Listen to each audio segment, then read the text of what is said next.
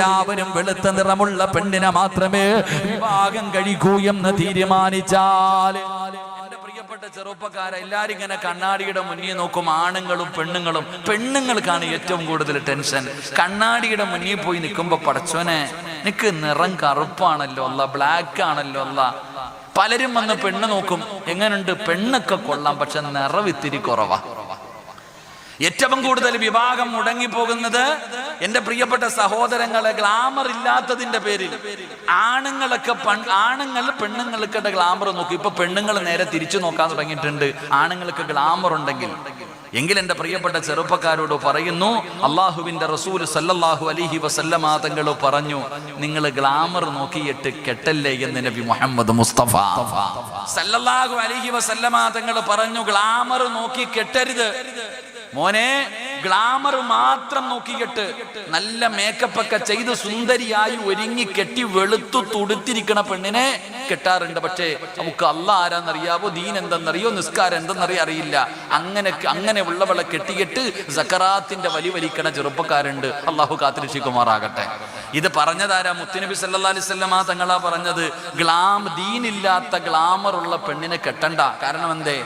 സൗന്ദര്യം പെണ്ണിനെ നശിപ്പിച്ചു കളയുമെന്ന് നബി മുഹമ്മദ് മുസ്തഫ സല്ലല്ലാഹു അലൈഹി വസല്ലമ തങ്ങൾ. അതുകൊണ്ടാണ് ഈ പള്ളിയിലെ കമ്മിറ്റിക്കാരോടൊക്കെ ചോദിച്ചാൽ അറിയാം, പള്ളിയിലെ ഖത്തീബിനോട് ചോദിച്ചാൽ അറിയാം, എന്റെ പ്രിയപ്പെട്ടവരെ, മസ്ലഹത്ത് വരുമ്പോ കടന്ന് എന്ത് കഷ്ടപ്പാടെന്നറിയും.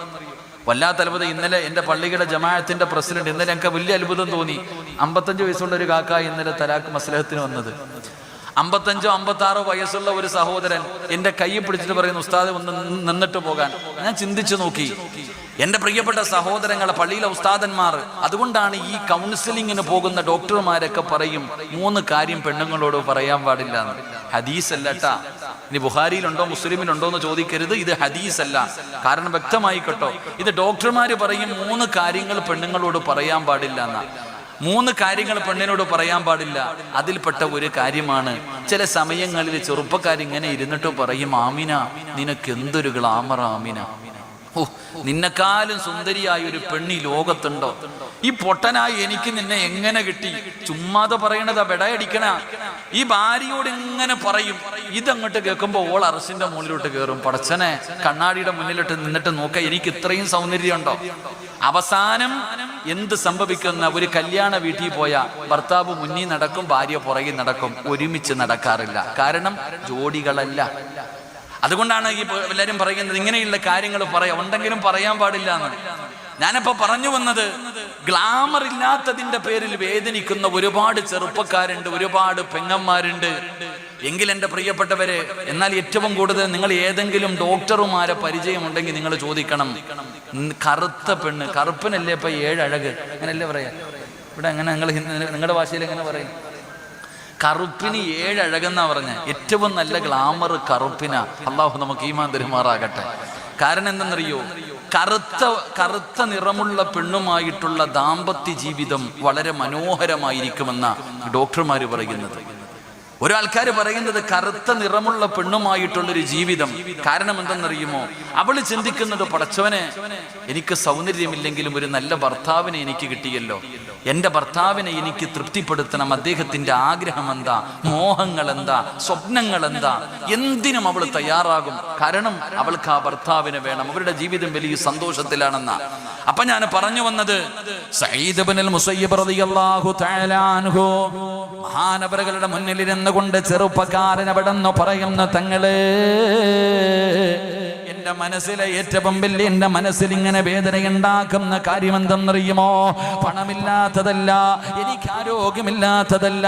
അവിടെ നിന്ന് പറയുകയാണ്, ഞാൻ കറുത്തവനാണല്ലോ, എനിക്ക് ഗ്ലാമർ ഇല്ലല്ലോ, അതിന്റെ പേരിൽ എനിക്കൊരു ചെറിയ പ്രയാസമുണ്ടെന്ന് മഹാനായ സഈദ് ഇബ്നുൽ മുസയ്യിബ് റളിയല്ലാഹു തആല അൻഹു അവിടെ നിന്ന് മഹാനവറുകളോട് പറയുമ്പോ അവിടെ നിന്ന് പറഞ്ഞ മറുപടി എന്തെന്നറിയുമോ? അതാ സഈദ് ഇബ്നുൽ മുസയ്യിബ് റളിയല്ലാഹു തആല അൻഹു ആ ചെറുപ്പക്കാരന്റെ മനസ്സിലേക്ക് പറഞ്ഞു കൊടുത്ത കാര്യം എന്തെന്നറിയുമോ? ലാ തഹ്സൻ ഫഇന്നഹു കാന മിൻ ഖൈരിൻ നാസ്. മഹാനായ സഈദ് ഇബ്നുൽ മുസയ്യിബ് റളിയല്ലാഹു തആല അൻഹു ആ സൗന്ദര്യമില്ലെന്ന് പറഞ്ഞ ചെറുപ്പക്കാരനോട് അവിടെന്ന് പറഞ്ഞു കൊടുത്ത മോനെ നീ ഭയപ്പെടണ്ട, എന്തിനാടാ നീ വേദനിക്കുന്നത്, എന്തിനാ നീ പ്രയാസപ്പെടുന്നത്, നിറമില്ലാത്തതിന്റെ പേരിൽ കറുത്ത നിറമായി പോയതിന്റെ പേരിൽ വേദനിക്കുന്ന എന്റെ പ്രിയപ്പെട്ട സഹോദരിമാരോട് എന്തിനാ പൊന്നുമോളെ നീ ഭയപ്പെടുന്നത്? അള്ളാഹുവിന്റെ പ്രവാചകന് പറഞ്ഞതെന്തെന്നറിയുമോ? അള്ളാന്റെ റസൂല് പറഞ്ഞതെന്തെന്നറിയുമോ? മഹാനായ സഈദ് ഇബ്നുൽ മുസയ്യിബ് റളിയല്ലാഹു തആല അൻഹു പറയുകയാ, ലാ തഹ്സൻ, മോനെ നീ ഭയപ്പെടണ്ട, ഫഇന്നഹു കാന മിൻ ഖൈരിൻ നാസ്. ഈ സൗന്ദര്യമില്ലാത്തവര്, ഈ ഗ്ലാമർ ഇല്ലാത്ത എത്രയോ പേര് അള്ളാഹു ജനങ്ങളിൽ ഉയർത്തിയിട്ടുണ്ട്. മഹാനായ സഈദ് ഇബ്നുൽ മുസയ്യിബ് റളിയല്ലാഹു തആല അൻഹു അവിടുന്ന് ചെറുപ്പക്കാരനോട് പറഞ്ഞു കൊടുത്ത മറുപടി എന്തെന്നറിയുമോ? മോനെ ഗ്ലാമർ ഇല്ല എന്ന് പറഞ്ഞ് നീ പ്രയാസപ്പെടണ്ട, നിന്നെ പോലെ ഗ്ലാമർ ഇല്ലാതിരുന്ന എത്രയോ പേര് അള്ളാഹു ജനങ്ങളിൽ നിന്ന് ഉയർത്തിയിട്ടുണ്ടായിരുന്നു. അള്ളാഹു അവർക്ക് വലിയ സ്ഥാനം കൊടുത്തിട്ടുണ്ടായിരുന്നു. മഹാനായ പ്രവാചകൻ നബി മുഹമ്മദ് മുസ്തഫ സല്ലല്ലാഹു അലൈഹി വസല്ലമ തങ്ങള് അവിടുന്ന് പറഞ്ഞു കൊടുക്കുകയാണ്, ഗ്ലാമർ ഇല്ലാത്ത 4 പേര്, ഗ്ലാമർ ഇല്ലാത്ത 4 പേര്, കറുത്തവരായ 4 പേര്, സൗന്ദര്യമില്ലാത്ത 4 പേര്, മുടിയെല്ലാം ചുരുണ്ടുപോയ 4 പേര്. അള്ളാഹുവിന്റെ പ്രവാചകനുണ്ടല്ലോ, അവരെ നോക്കിയിട്ടാണ് പറഞ്ഞത്, സ്വഹാബാ മിൻ അഹ്ലിൽ ജന്നാ, കറുത്തവരായ 4 ആൾക്കാർ, അവരിൽ 3 പേരെ നോക്കിയിട്ടാണ് അള്ളാഹുവിന്റെ പ്രവാചകൻ പറഞ്ഞത്, ഇവര് 3 പേരും സ്വർഗത്തിന്റെ അവകാശികളാ. ഈ കറുത്തവരായ സൗന്ദര്യമില്ലാത്ത മുടിയെല്ലാം ചുരുണ്ടുപോയ നീഗ്രയെ പോലെ ഇരിക്കുന്ന, കറുത്ത് കരിക്കട്ടയെ പോലെ ഇരിക്കുന്ന ഇവരുണ്ടല്ലോ, ഇവര് സ്വർഗത്തിന്റെ അവകാശിയാണ് സഹാബാ. അള്ളാഹുവിന്റെ പ്രവാചകൻ അവിടെന്ന് പറഞ്ഞു കൊടുക്കുമ്പോ, ആരാ ചെറുപ്പക്കാരാ സൗന്ദര്യമില്ലാത്ത ഈ കറുത്തവരായ സ്വർഗത്തിന്റെ അവകാശികളായ 4 വിഭാഗമാരാ? അള്ളാഹുവിന്റെ പ്രവാചകൻ അവിടെന്ന് ഒന്നാമതായി പറഞ്ഞു കൊടുക്കുകയാണ്, സ്വഹാബാ, അതിലെ ഒന്നാമത്തെ മനുഷ്യനാരെന്നറിയുമോ? മഹാനായ സയ്യിദുനാ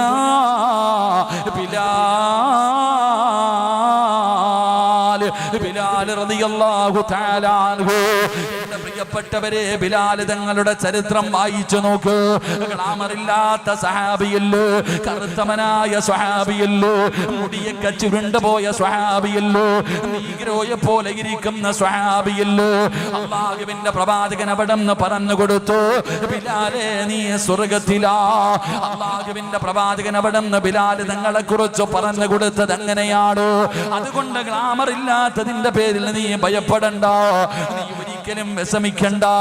ആ ബിലാലിനാണ് അള്ളാഹുവിന്റെ പ്രവാചകൻ അവിടെന്ന് കൊടുത്ത സ്ഥാനം എന്താ? അള്ളാഹുവിന്റെ പ്രവാചകന് കഅബാലയത്തിന്റെ മുറ്റത്ത് നിൽക്കുമ്പോ, അതാ കഅബാലയത്തിന്റെ മുകളിൽ കയറി ബാങ്ക് വിളിക്കുന്നതിന് വേണ്ടിയുള്ള അവസരം കടന്നു വന്നപ്പോ, അള്ളാഹുവിന്റെ പ്രവാചകന്റെ മുന്നിൽ 100 കണക്കിന് സ്വഹാബികൾ നിൽക്കുന്നുണ്ട്.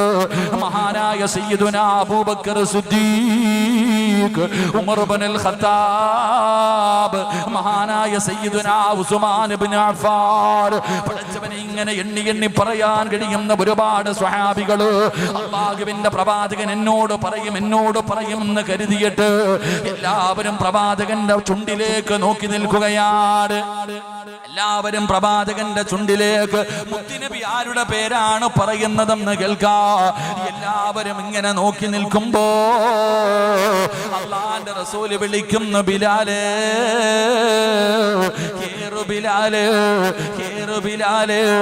അള്ളാഹുവിന്റെ പരിശുദ്ധമായ കഅബാലയത്തിന്റെ മുകളിൽ കയറിയിട്ട് അവിടെന്ന് അല്ലാഹു അക്ബർ, അല്ലാഹു അക്ബർ, അവിടെ ആദ്യമായിട്ട് ബാങ്ക് വിളിക്കാനുള്ള അവസരം കൊടുത്തത് ഈ കറുത്തവനായ, ഈ നൂകിരയായ, ഈ മുടിയെല്ലാം ചുരുണ്ടുപോയ ഈ ബിലാലിനായിരുന്നു എന്ന് ചരിത്രം പറഞ്ഞു തരുമ്പോൾ, എന്റെ പ്രിയമുള്ളവരെ, ആ 4 പേരിൽ ഒന്നാമത്തെ മനുഷ്യനാരാ?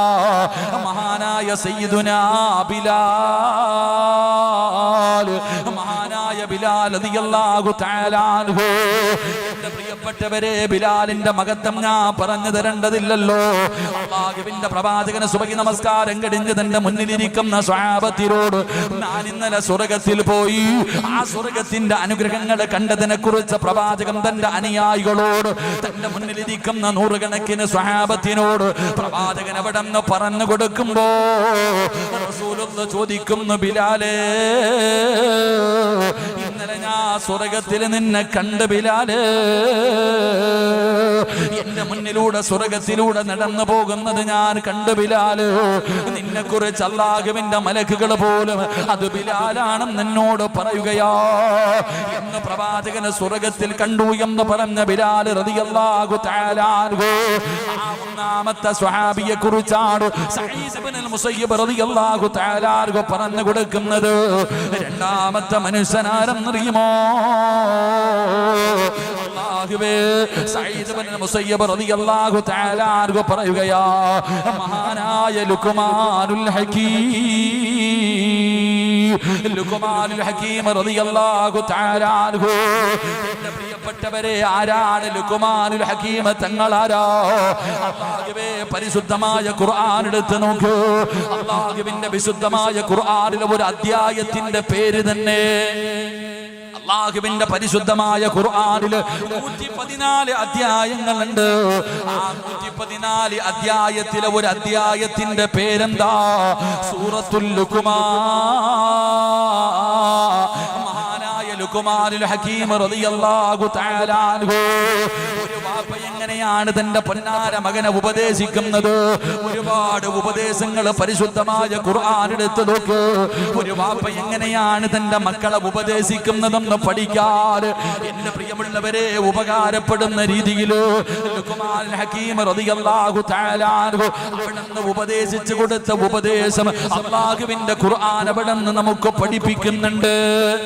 രണ്ടാമതായിട്ട് സഈദ് ഇബ്നുൽ മുസയ്യിബ് റളിയല്ലാഹു തആല അൻഹു ആ കറുത്തുപോയ നിറമില്ലാത്തതിന്റെ പേരിൽ വിഷമിക്കുന്ന ചെറുപ്പക്കാരനോട് പറഞ്ഞു, മോനെ, 4 കറുത്ത ആൾക്കാരെയാണ് അല്ലാഹു ജനങ്ങളിൽ ഒരുപാട് ഉയർത്തിയത്. സൗന്ദര്യമില്ലാത്ത ഈ കറുത്തവരെ അല്ലാഹു വല്ലാതെ ഉയർത്തി. അല്ലാഹു സ്വർഗ്ഗത്തിന്റെ അവകാശി എന്ന് പ്രവാചകൻ പറഞ്ഞു കൊടുത്തിട്ടുണ്ട്. അതിലെ ഒന്നാമത്തെ മനുഷ്യൻ മഹാനായ സയ്യിദുനാ ബിലാൽ റളിയല്ലാഹു തആല അൻഹു. അല്ലാഹു അവിടുത്തെ മഹത്വം കൊണ്ട് അല്ലാഹു നമുക്ക് ഈമാൻ നിലനിർത്തി തരുമാറാകട്ടെ. എന്റെ പ്രിയപ്പെട്ടവരെ, ബിലാൽ റളിയല്ലാഹു തആല അൻഹു 2 ലുഖ്മാനുൽ ഹകീം റളിയല്ലാഹു തആല അൻഹു. ലുഖ്മാനുൽ ഹകീം എന്ന് പറയുന്ന ഈ മഹാനിന്റെ ചരിത്രം നമ്മളൊന്ന് പഠിച്ചു നോക്കണം. വല്ലാത്ത ചരിത്രമാ. നിങ്ങൾ പരിശുദ്ധമായ ഖുർആൻ എടുത്ത് നോക്ക്, സൂറത്തുൽ ലുഖ്മാൻ എടുത്ത് വായിച്ചു നോക്കണം. സൂറത്തുൽ ലുഖ്മാൻ എടുത്ത് ഇങ്ങനെ ഓതുമ്പോ ഇന്നത്തെ യുവതലമുറയൊക്കെ പഠിക്കണം, ഇന്നത്തെ വാപ്പമാരൊക്കെ പഠിക്കേണ്ട ഒരു സൂറത്താ സൂറത്തുൽ ലുഖ്മാൻ. അല്ലാഹു ഓതാൻ ഭാഗ്യം തരുമാറാകട്ടെ. അല്ലാഹു ഓതി നോക്കാൻ ഭാഗ്യം തരുമാറാകട്ടെ. പഠിപ്പിക്കണം.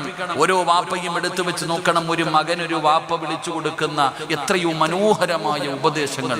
ഒരു മനുഷ്യന്റെ ജീവിതത്തിൽ മാറ്റം വരുത്താൻ കഴിയുന്ന വലിയ ഒരു ഉപദേശം ഓരോ വാപ്പയും പഠിക്കണം. ഓരോ വാപ്പമാരും ഓരോ ഉമ്മമാരും സൂറത്തുൽ ലുഖ്മാനിന്റെ അർത്ഥം വായിച്ച് പഠിക്കണം. അത് ജീവിതത്തിൽ ഒരുപാട് ഉപകാരപ്പെടുന്നതാ. അങ്ങനെ വായിച്ചു പഠിക്കാത്തത് കൊണ്ടാണല്ലോ എന്റെ പ്രിയപ്പെട്ടവരെ നമ്മുടെ മക്കളൊക്കെ ഇന്ന് പല മാതാപിതാക്കളും കണ്ണുനീര് കുടിക്കുന്നത്. അൽഹംദുലില്ലാഹ്, ജമാഅത്തിന്റെ പ്രസിഡന്റ് അവിടെ നിന്ന് പറഞ്ഞു, ഉസ്താദേ, ഞങ്ങൾ ഇവിടെ ഒരു സ്കൂൾ തുടങ്ങാൻ പോകുകയാണ്. പള്ളിയുടെ കീഴിൽ ഒരു സ്കൂൾ തുടങ്ങാൻ പോകുകയാണ്. ഈ സ്കൂളിൽ ആത്മീയവും ഭൗതികവും രണ്ടും കൂടെ ചേർത്തുകൊണ്ട് അള്ളാഹുവിന്റെ ഹസ്രത്ത്, ദുനിയാവും വേണം ആഖിറവും വേണം. ദുനിയാവും ആഖിറവും രണ്ടും ചേർത്തുകൊണ്ട് പഠിപ്പിക്കുന്ന ഒരു സ്ഥാപനം. അള്ളാഹു അത് വിജയിപ്പിക്കുമാറാകട്ടെ.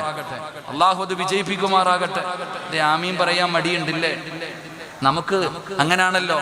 പള്ളിയുടെ കീഴിൽ ഒരു സ്കൂൾ തുടങ്ങിക്കഴിഞ്ഞാൽ നമുക്കൊന്നും പഠിപ്പിക്കാൻ പറ്റൂല. നമുക്ക് അരപ്പാവാട ഇട്ടുകൊണ്ട് പോകുന്ന സ്കൂളിൽ മാത്രം വിട്ടാലേ മക്കളെ പഠിപ്പിക്കാൻ പറ്റത്തുള്ളൂ.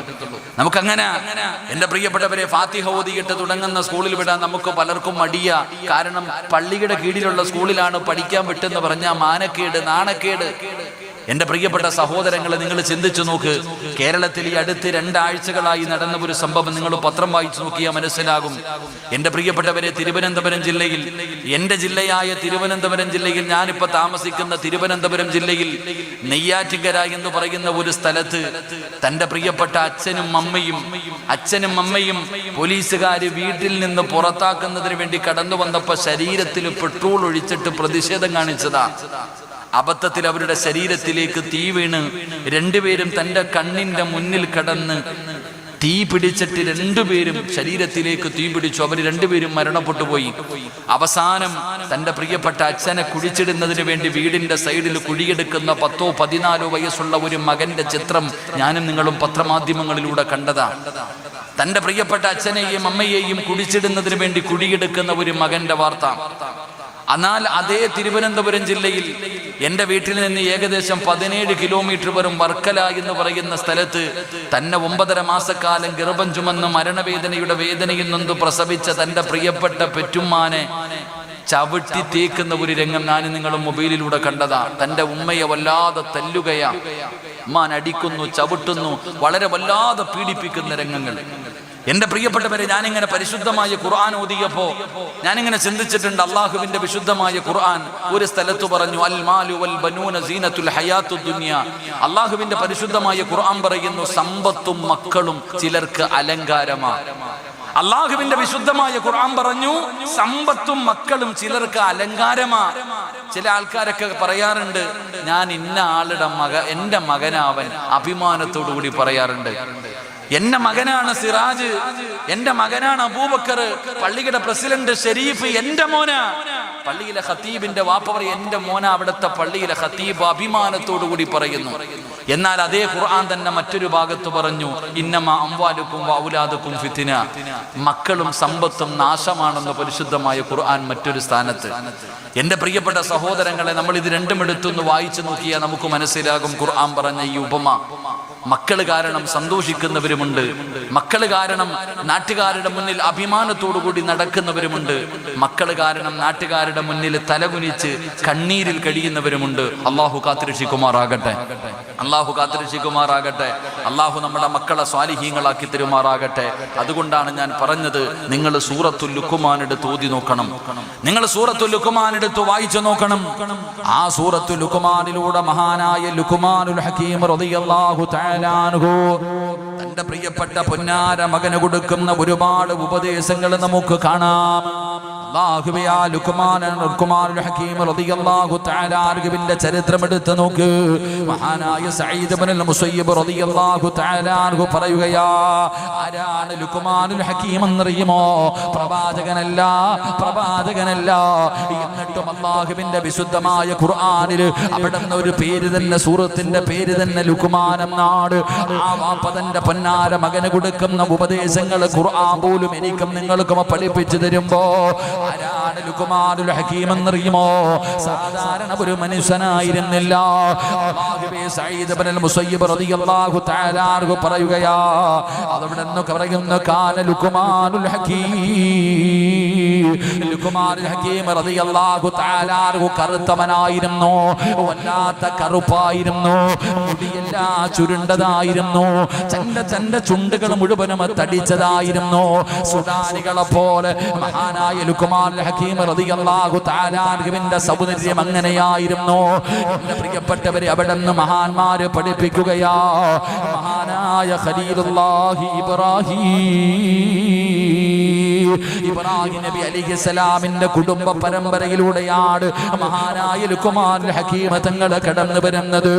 മഹാനായ ലുഖ്മാനുൽ ഹകീം റളിയല്ലാഹു തആല അൻഹു പടച്ചവനെ അവിടുന്ന് പറയുകയാണ്,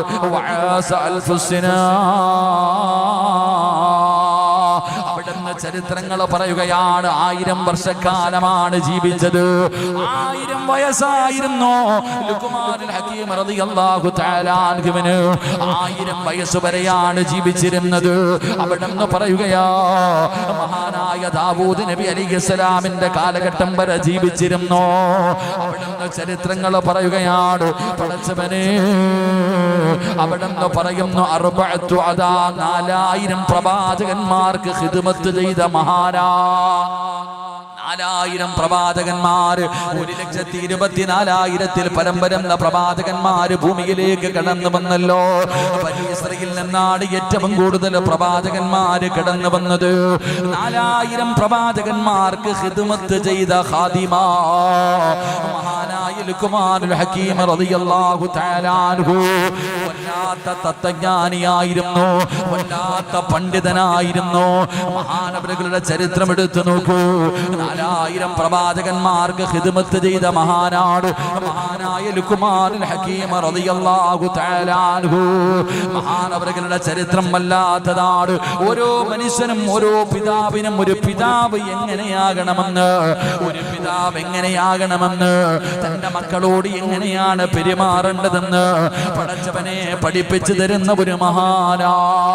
തന്റെ പൊന്നാര മകനെ വിളിച്ചിരുത്തിയിട്ട് അവിടുന്ന് പറഞ്ഞു കൊടുത്ത ഓരോ ഉപദേശങ്ങളും അല്ലാഹുവിന്റെ വിശുദ്ധമായ ഖുർആൻ അവിടുന്ന് നമുക്ക് പറഞ്ഞു തരുമ്പോ ലുഖ്മാനുൽ ഹകീം റളിയല്ലാഹു തആല അൻഹു അവിടുന്ന് മഹാനവറുകളാണ് പടച്ചവര്.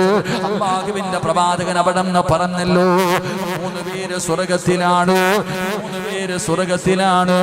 ആ സ്വർഗ്ഗത്തിലേക്ക് കടന്നു പോകുന്ന കറുത്തവരിൽ 2ാമത്തെ മനുഷ്യനാരാ?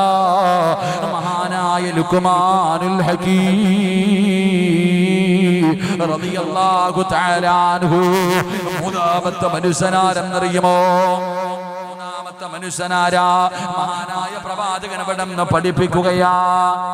സ്വർഗ്ഗത്തിലേക്ക് കടന്നു പോകുന്ന ആ കറുത്തവരിൽ 3ാമത്തെ മനുഷ്യൻ മഹാനായ പ്രവാചകൻ സല്ലല്ലാഹു അലൈഹി വസല്ലമ തങ്ങൾ നമുക്ക് പഠിപ്പിച്ചു തരുന്നു. മഹാനായ സയ്യിദുനാ ഉമർ ഇബ്നുൽ ഖത്താബ് റളിയല്ലാഹു തആല അൻഹുവിന്റെ അവിടുത്തെ മൗലയായിരുന്ന ഒരു മഹാനുണ്ട്. അവിടുത്തെ ചരിത്രങ്ങൾ പറഞ്ഞു തരുന്നുണ്ട്. അവിടുത്തെ മൗലയായിരുന്ന മിഹ്ജ റളിയല്ലാഹു തആല അൻഹു, അദ്ദേഹവും കറുത്ത മനുഷ്യനായിരുന്നു. വല്ലാത്ത കറുപ്പായിരുന്നു. പക്ഷെ അള്ളാഹു വലിയ ഉയരങ്ങളിൽ എത്തിച്ച ഒരു മഹാന.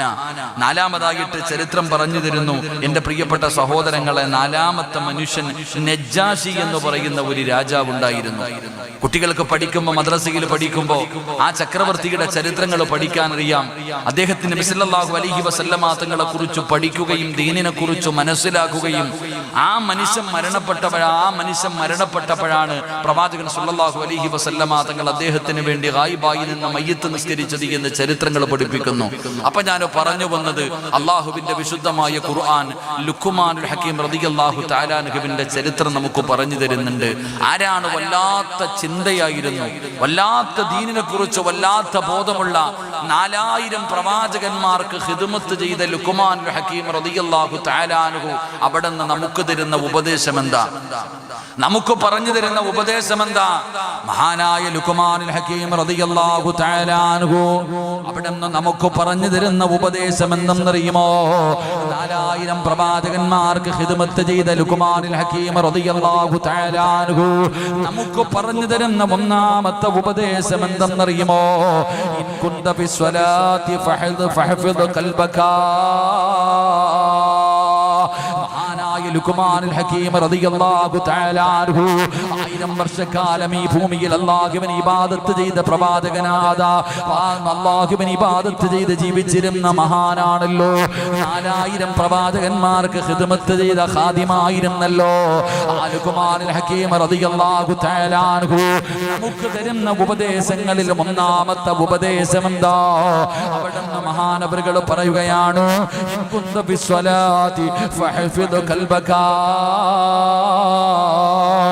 ഇബാദത്ത് ചെയ്യുമ്പോ, നിസ്കരിക്കുന്ന സമയത്ത്, പ്രിയപ്പെട്ടവരെ, അല്ലാഹുവേ, ഇബാദത്തുകൾ ചെയ്യുന്ന സമയമുണ്ടല്ലോ, പച്ച മലയാളത്തിൽ പറഞ്ഞ നമസ്കരിക്കുന്ന സമയത്ത് നിന്റെ ഹൃദയത്തിനെ നീ സൂക്ഷിക്കണേ എന്ന് മഹാനായ ലുഖ്മാനുൽ ഹകീം റളിയല്ലാഹു തആല അൻഹു പറഞ്ഞു തരുന്ന ഒന്നാമത്തെ ഉപദേശം എന്താ? നീ നിന്റെ ഹൃദയത്തിനെ സൂക്ഷിക്കണേ, നീ നിന്റെ ഹൃദയത്തിനെ സൂക്ഷിക്കണേ. എപ്പോഴാണ് നിന്റെ ഹൃദയത്തെ സൂക്ഷിക്കേണ്ടതെന്നറിയുമോ? അല്ലാഹുവിന്റെ പള്ളിയിൽ നിന്ന് ഹയ്യ അലൽ സ്വലാ, ഹയ്യ അലൽ ഫലാ,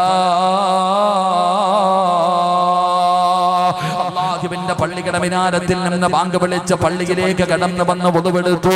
എന്നിട്ട് നിയ്യത്ത് ചെയ്തുകൊണ്ട് പള്ളിക്കകത്തേക്ക് കയറിയിട്ട് അവിടെ നിന്ന് 4 റക്അത്തോ 2 റക്അത്തോ സുന്നത്ത് നമസ്കരിച്ചു. ആ നമസ്കാരം കഴിഞ്ഞിട്ട് പള്ളിയിലെ മുഅദ്ദിൻ കയറി ഇഖാമത്ത് കൊടുക്കുമല്ലോ. ഇമാം കയറി ഒന്നാമത്തെ സഫിലേക്ക് നീ നിരന്നു നിന്നു. ഇമാം നിന്റെ മുന്നിൽ മിഹ്റാബിൽ കയറി നിന്നു. എന്നിട്ട് അവിടെ നിന്ന് നമസ്കരിക്കുന്നതിന് വേണ്ടി കൈകെട്ടുന്ന സമയത്ത് എടാ ചെറുപ്പക്കാരാ, നീ നിന്റെ ഹൃദയത്തിനെ സൂക്ഷിക്കടാ, നീ നിന്റെ ഹൃദയത്തിനെ സൂക്ഷിക്കടാ. 4000 പ്രവാചകന്മാരെ കണ്ടിരുന്ന മഹാനാ പറയുന്നത്. എന്റെ പ്രിയപ്പെട്ടവരെ, നമ്മളിൽ പലർക്കും ഹൃദയത്തെ സൂക്ഷിക്കാൻ കഴിയുന്നുണ്ടോ? നമസ്കരിക്കുന്ന സമയത്ത് നമ്മുടെ ഹൃദയത്തിനെ പിടിച്ചു നിർത്താൻ നമുക്ക് കഴിയുന്നുണ്ടോ? നമ്മുടെ ഹൃദയം ഇങ്ങനെ അതാ അടിച്ചുവിട്ട പട്ടത്തെ പോലെ ഇങ്ങനെ പറന്നു നടക്കുകയാ. എവിടെയാണ് നിൽക്കുന്നത്? ഈ പ്രപഞ്ചം മുഴുവനും അടക്കി ഭരിക്കുന്ന രാജാതിരാജനായ മലിക്കുൽ ജബ്ബാറായ സർവാധിനാഥനായ സർവാധിപരനായ റബ്ബുൽ ഇസ്സത്തായ പടച്ച റബ്ബിന്റെ മുന്നിലാണ് ഞാനും നിങ്ങളും നിൽക്കുന്നതെന്നുള്ള ബോധം എനിക്കോ നിങ്ങൾക്കോ ഉണ്ടോ? 4000 പ്രവാചകന്മാർക്ക് ഖിദ്മത്ത് ചെയ്തിരുന്ന ഒരു മഹാൻ പറയുകയാ, ഒന്നാമതായിട്ട് നമുക്ക് നൽകുന്ന ഉപദേശം, മോനെ ഇബാദത്ത് ചെയ്യുന്ന സമയം, നിസ്കരിക്കുന്ന സമയം നീ നിന്റെ ഹൃദയത്തിനെ നീ സൂക്ഷിക്കണേ. അല്ലാഹു നമുക്ക് ഈമാൻ നൽകുമാറാകട്ടെ, അല്ലാഹു നമുക്ക് ഈമാൻ നൽകുമാറാകട്ടെ. നമ്മളിൽ എത്ര പേർക്കാണ് നമ്മുടെ ഹൃദയത്തിനെ നമുക്ക് സൂക്ഷിക്കാൻ കഴിയുന്നത്? നമസ്കരിക്കുന്ന സമയത്ത് നമ്മുടെ ഹൃദയത്തിനെ സൂക്ഷിക്കാൻ നമ്മളിൽ എത്ര പേർക്കാ കഴിയുന്നത്? എന്റെ പ്രിയപ്പെട്ടവരെ, നമ്മളിൽ പലർക്കും നമ്മുടെ ഹൃദയത്തിനെ സൂക്ഷിക്കാൻ കഴിയുന്നില്ല. കാരണം അല്ലാഹുവിന്റെ മുന്നിൽ നിൽക്കുന്നു, എന്നിട്ട് നമ്മൾ ഇങ്ങനെ പറന്നു നടക്കുകയാ. മഹാനായ അതാണല്ലോ നമസ്കാരത്തിന്റെ കാര്യം. അല്ലാഹുവിന്റെ വിശുദ്ധമായ ഖുർആൻ ഉസ്താദന്മാരും മഗ്രിബിന്റെ നമസ്കാരത്തിൽ ഓതും. മഗ്രിബിന്റെ നമസ്കാരത്തിൽ ഓതുന്ന ഒരു സൂറത്തുണ്ട്, ഫവൈലുൽ ലിൽ മുസല്ലീൻ അല്ലദീന ഹും അൻ സ്വലാത്തിഹിം സാഹൂൻ. അല്ലാഹുവിന്റെ വിശുദ്ധമായ ഖുർആൻ ഉസ്താദന്മാര് മഗ്രിബ് നമസ്കാരത്തിൽ ഓതുന്ന സൂറത്താണല്ലോ. അറഅയ്തല്ലദീ യുകദ്ദിബു ബിദ്ദീൻ ഫദാലികല്ലദീ യദ്ഉൽ യതീം വലാ യഹുദ്ദു അലാ തുആമിൽ മിസ്കീൻ ഫവൈലുൽ ലിൽ മുസല്ലീൻ. അല്ലാഹുവിന്റെ പ്രവാചകൻ തന്റെ സ്വഹാബത്തിനോട് ഈ ആയത്ത് ഓതിയിട്ട് അർത്ഥം പറഞ്ഞു കൊടുക്കുമ്പോ വൈലെന്ന് പറയുന്ന നരകം ആർക്കുള്ളതാ? നമസ്കരിക്കുന്നവർക്കാണ് വൈലെന്ന് പറയുന്ന നരകമെന്ന പരിശുദ്ധമായ ഖുർആൻ അല്ലാഹുവിന്റെ പ്രവാചകൻ തന്റെ സ്വഹാബത്തിനോട് പറഞ്ഞു കൊടുക്കുമ്പോ സ്വഹാബികൾ ചോദിക്കുന്നു, നബിയേ യാ റസൂലല്ലാഹ്, അല്ലാഹുവിന്റെ പ്രവാചകരെ, വൈലെന്ന് പറയുന്ന നരകം നമസ്കരിക്കുന്നവർക്കാണോ? എങ്ങനെ നമസ്കരിക്കുന്നവർക്കാണ്? അല്ലദീന ഹും അൻ സ്വലാത്തിഹിം സാഹൂൻ. അല്ലാഹുവിന്റെ മുന്നിലാണ് നിൽക്കുന്നതെന്നുള്ള ബോധമില്ലല്ലോ. ഈ പ്രപഞ്ചം മുഴുവനും സൃഷ്ടിച്ചിരിക്കുന്ന രാജാതിരാജനായ അല്ലാഹുവിന്റെ മുന്നിലാണ് നിൽക്കുന്നത് എന്നുള്ള ഒരു ചിന്ത എനിക്കും നിങ്ങൾക്കും ഇല്ലാതെ പോവുകയാ. പടച്ചവനെ, മുതലാളികളുടെ മുന്നിൽ പോയി നിൽക്കുമ്പോ നമുക്ക് വല്ലാത്ത അദബാട്. പോലീസുകാരുടെ മുന്നിൽ പോയി നിൽക്കുമ്പോ, പഞ്ചായത്തിലും വില്ലേജിലും എംപിയും MLA-യുടെ മുന്നിൽ പോയി നിൽക്കുമ്പോ നമുക്കൊക്കെ വല്ലാത്ത അദബാട്. പക്ഷേ അല്ലാഹുവിന്റെ മുന്നിൽ നിൽക്കുന്ന സമയത്ത് നമുക്കത് തോന്നാറില്ലല്ലോ. അവിടെ നിന്ന് കളിയാണല്ലോ, അവിടെ നിന്ന് തമാശയാണല്ലോ. എന്റെ പ്രിയപ്പെട്ടവരെ, വൈലെന്ന് പറയുന്ന നരകം അല്ലാഹു നിനക്ക് ഒരുക്കി വെച്ചിട്ടുണ്ടെന്ന് അല്ലാഹുവിന്റെ വിശുദ്ധ ഖുർആൻ. അതുകൊണ്ട് എന്റെ പ്രിയപ്പെട്ടവരോട് പറയുന്നു, കളിക്കല്ലേടാ മോനെ, നമസ്കാരം കളിക്കാനുള്ളതല്ല. നീ നമസ്കരിക്കുന്നത് കണ്ടിട്ട് ഇബ്ലീസ് പോലെ സന്തോഷിക്കുകയാടാ. നീ അല്ലാഹുവിനെ കളിയാക്കുന്നത് കണ്ടിട്ട്, നീ അല്ലാഹുവിനെ കളിയാക്കുന്നത് കണ്ടിട്ട് ആ ഇബ്ലീസ് നിന്ന് ചിരിക്കുകയാ, ആ ഇബ്ലീസ് നിന്ന് ചിരിക്കുകയാ. അതുകൊണ്ട് എന്റെ പ്രിയപ്പെട്ടവരോട് പറയുകയാ, നമസ്കാരം എന്ന് പറയുന്നത് വല്ലാത്ത ഒരു ലഹരിയാണ് മോനെ. അതുകൊണ്ടാണല്ലോ മഹാനായ സയ്യിദുനാ ഖുബൈബ് ഇബ്നു അദി റളിയല്ലാഹു തആല അൻഹു ആ ചെറുപ്പക്കാര് മോനെ, നമസ്കാരം വല്ലാത്ത ഒരു ലഹരിയാടാ, അത് വല്ലാത്ത ഒരു അനുഭൂതിയാ ചെറുപ്പക്കാരാ. അല്ലാഹുവുമായിട്ടുള്ള മുനാജാതാ, അല്ലാഹുവിനോട് ഒരു മറയുമില്ലാതെ. അല്ലാഹുവിന്റെ പ്രവാചകൻ മിഅ്റാജിന്റെ രാത്രിയില് അല്ലാഹുവിനെ കാണാൻ പോയല്ലോ. മുത്തുനബി അവിടെന്ന് പോയി പടച്ചവന്റെ മുന്നിൽ പോയി അല്ലാഹുവിനെ കണ്ടിട്ട് അവിടെന്ന് സംസാരിച്ച് തിരിച്ചു വന്നല്ലോ. നമുക്കും അല്ലാഹു തന്നിരിക്കുന്ന അവസരമാ അല്ലാഹുവോട് സംസാരിക്കാൻ. ഒരു മറയുമില്ലാതെ പടച്ചറപ്പ് നമ്മുടെ കണ്ണിന്റെ മുന്നിൽ വന്ന് നിൽക്കുന്ന സമയം എപ്പോഴാ? അത് കൈകെട്ടിയിട്ട് നമസ്കരിക്കുന്ന സമയത്താ, അത് കൈകെട്ടിയിട്ട് നമസ്കരിക്കുന്ന സമയത്താ. പക്ഷേ നമ്മൾ നമസ്കരിക്കുന്ന സമയത്ത് മഹാന്മാരുടെ നമസ്കാരത്തെ കുറിച്ച് നിങ്ങൾക്കറിയുമോ? അതാ ഹദീസിന്റെ കിതാബുകൾ എടുത്തു നോക്കൂ. ഒരു മഹാനിന്റെ ചരിത്രം പറയാ. ഇന്നത്തെ ചെറുപ്പക്കാർ, ഈ ഇരിക്കുന്ന സദസ്സിലിരിക്കുന്ന ഓരോരുത്തരും നമ്മളൊക്കെ സ്വർഗത്തിന്റെ അവകാശികളാണ്. നമുക്ക് ഈമാനുള്ള ഒരു മരണം കിട്ടുമെന്ന് കരുതിയിരിക്കുന്ന വാപ്പാ, ഞാൻ നിനക്കൊരു ചരിത്രം പറഞ്ഞു തരാ. നീ ആരാണെന്ന് നീ ഒന്ന് ചിന്തിച്ചു നോക്കൂ. കയ്യിലെ തസ്ബീഹും പിടിച്ചുകൊണ്ട് ഫർദയും ഹിജാബും ഇട്ടുകൊണ്ട് ഈ പാവപ്പെട്ടവന്റെ വഴുതുകൾക്കാർ കടന്നു വന്ന ഉമ്മ, ഇടയ്ക്കൊക്കെ നിനക്ക് തോന്നാറുണ്ട് നീ ഈമാനുള്ളവളാണെന്ന്, നീ എന്തൊക്കെയോ തികഞ്ഞവളാണെന്ന് നിനക്ക് തോന്നുമല്ലോ. ആ തോന്നല് മാറ്റാനുള്ള ഒരു ചരിത്രമാണ് പറയുന്നത്. ഉസ്താദേ, ഞാൻ 5 നേരം നിസ്കരിക്കുന്നവളാ, ഞാൻ തഹജ്ജുദ് നിസ്കരിക്കുന്നവളാ, ഞാൻ ദുഹാ നമസ്കരിക്കുന്നവളാ, എനിക്കൊരുപാട് സുന്നത്തുകൾ നമസ്കരിക്കുന്നവളാ, എനിക്കതുകൊണ്ട് സ്വർഗം കിട്ടുമെന്ന് കരുതുന്ന ഉമ്മ പള്ളിയിൽ വന്ന് പായിക്കകത്തിട്ട് ഒരച്ചുരച്ച് തന്റെ നെറ്റിയിലെ നിസ്കാര തടമ്പുമായി നടക്കുന്ന വാപ്പാ, ഇടയ്ക്കൊക്കെ കണ്ണാടിയുടെ മുന്നിൽ പോയി നീ നിന്റെ മുഖം നോക്കുമ്പോ ആ കണ്ണാടിയിൽ നെറ്റിത്തടത്തിൽ കറുത്തിരിക്കുന്ന ആ തടമ്പ് കാണുമ്പോ നീ വിചാരിക്കും നീ സ്വർഗത്തിന്റെ അവകാശിയാണെന്ന്. എങ്കിലും നിനക്ക് പഠിക്കാനൊരു ചരിത്രം പറയട്ടെ. അല്ലാഹുവേ, ഒരു മഹാനിന്റെ കാല് പഴുക്കുകയാ, കാലിന്റെ ഒരു വിരല് പഴുക്കുകയാണ്, കാലിന്റെ ഒരു വിരല് പഴുക്കുകയാണ്. കാലിന്റെ ഒരു വിരല് പഴുത്തപ്പോ വൈദ്യന്മാര് കടന്നു വന്നു. ആ മഹാനോട് പറയുകയാണ്, ആ മഹാനോട് പറയുകയാ, കാലിന്റെ വിരല് മുറിച്ചു മാറ്റണം, ഇല്ലെങ്കിൽ പഴുപ്പ് മുകളിലേക്ക് കയറാൻ സാധ്യതയുണ്ട്. മഹാനവറുകൾ അവിടെ നിന്ന് സമ്മതിച്ചില്ല. ദിവസങ്ങൾ കഴിഞ്ഞു, കാലിന്റെ പഴുപ്പ് മുകളിലേക്ക് കയറുകയാണ്. കാൽപ്പത്തി മുഴുവനും പഴുപ്പായി. തന്റെ അല്ലാഹുവേ, തന്റെ ഒരു കാലുണ്ടല്ലോ, ആ കാലിന്റെ കാൽപ്പത്തികൾ മുഴുവനും വിരലുകൾ മുഴുവനും പഴുപ്പ് പടരാൻ തുടങ്ങി. ആ സമയത്തും വൈദ്യന്മാര് പറഞ്ഞു, തങ്ങള് കാൽപ്പത്തി മുറിച്ചു മാറ്റ്, ഇല്ലെങ്കിൽ പഴുപ്പ് മുകളിലേക്ക് കയറണം. ആദ്യം മുറിച്ചിരുന്നെങ്കിൽ ഒരു വിരല് മുറിച്ചാ മതിയായിരുന്നു, ഇപ്പോൾ മുറിക്കുകയാണെങ്കിൽ കാൽപ്പത്തി വരെ മുറിക്കണം. പക്ഷേ മഹാനവറുകൾ സമ്മതിക്കുന്നില്ല, മഹാനവറുകൾ സമ്മതിക്കുന്നില്ല. പടച്ചവന് അവിടെ അങ്ങനെ യഥാ പഴുപ്പ് പിന്നെയും മുകളിലേക്ക് കയറുകയാണ്. തന്റെ കാലിന്റെ പഴുപ്പ് മുകളിലേക്ക് കയറി. അവസാനം മുട്ടിന്റെ ഭാഗം വരെ പഴുപ്പായപ്പോ വൈദ്യന്മാര് പറഞ്ഞു, തങ്ങളെ മുട്ടിന്റെ ഭാഗം വെച്ചപ്പെടുന്ന കാല് മുറിച്ചു മാറ്റണം, ഇല്ലെങ്കിൽ പഴുപ്പ് മുകളിലേക്ക് കയറാൻ സാധ്യതയുണ്ട്. അങ്ങനെ അവസാനം മഹാനവറുകൾ അവിടെ നിന്ന് വൈദ്യന്മാര് പറയുമ്പോ അവിടെ നിന്ന് കാല് മുറിക്കാൻ സമ്മതിക്കുകയാ. അതാ മഹാനിന്റെ സ്വഹാബിയുടെ പേരെന്താണ്? മഹാനായ ഉർവത്ത് ഇബ്നു സുബൈർ റളിയല്ലാഹു തആല അൻഹു. അല്ലാഹുവിന്റെ പ്രവാചകന്റെ സ്വഹാബിയാണ് ഉർവതങ്ങള്. തന്റെ കാലിന്റെ മുട്ടിന്റെ ഭാഗം വരെ പഴുപ്പ് വന്നു.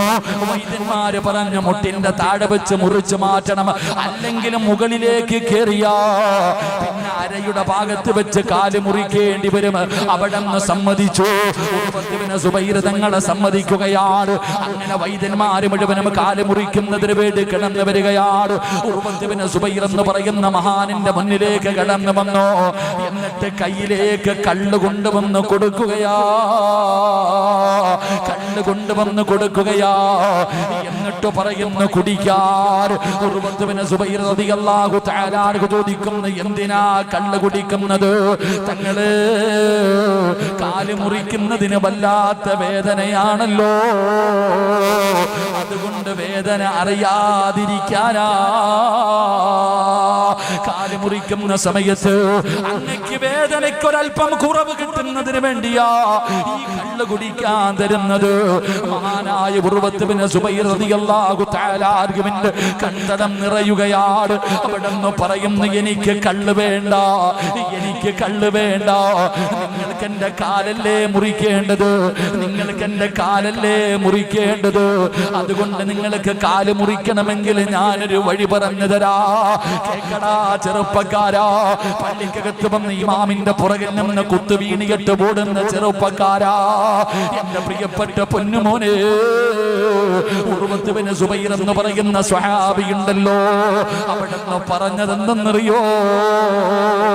എന്റെ കാല് മുറിച്ചു മാറ്റണോ, ഞാൻ ഉതുവെടുത്തിട്ട് നമസ്കരിക്കാൻ നിൽക്കാം, ഞാൻ ഉതുവെടുത്തിട്ട് നമസ്കരിക്കാൻ നിൽക്കാം.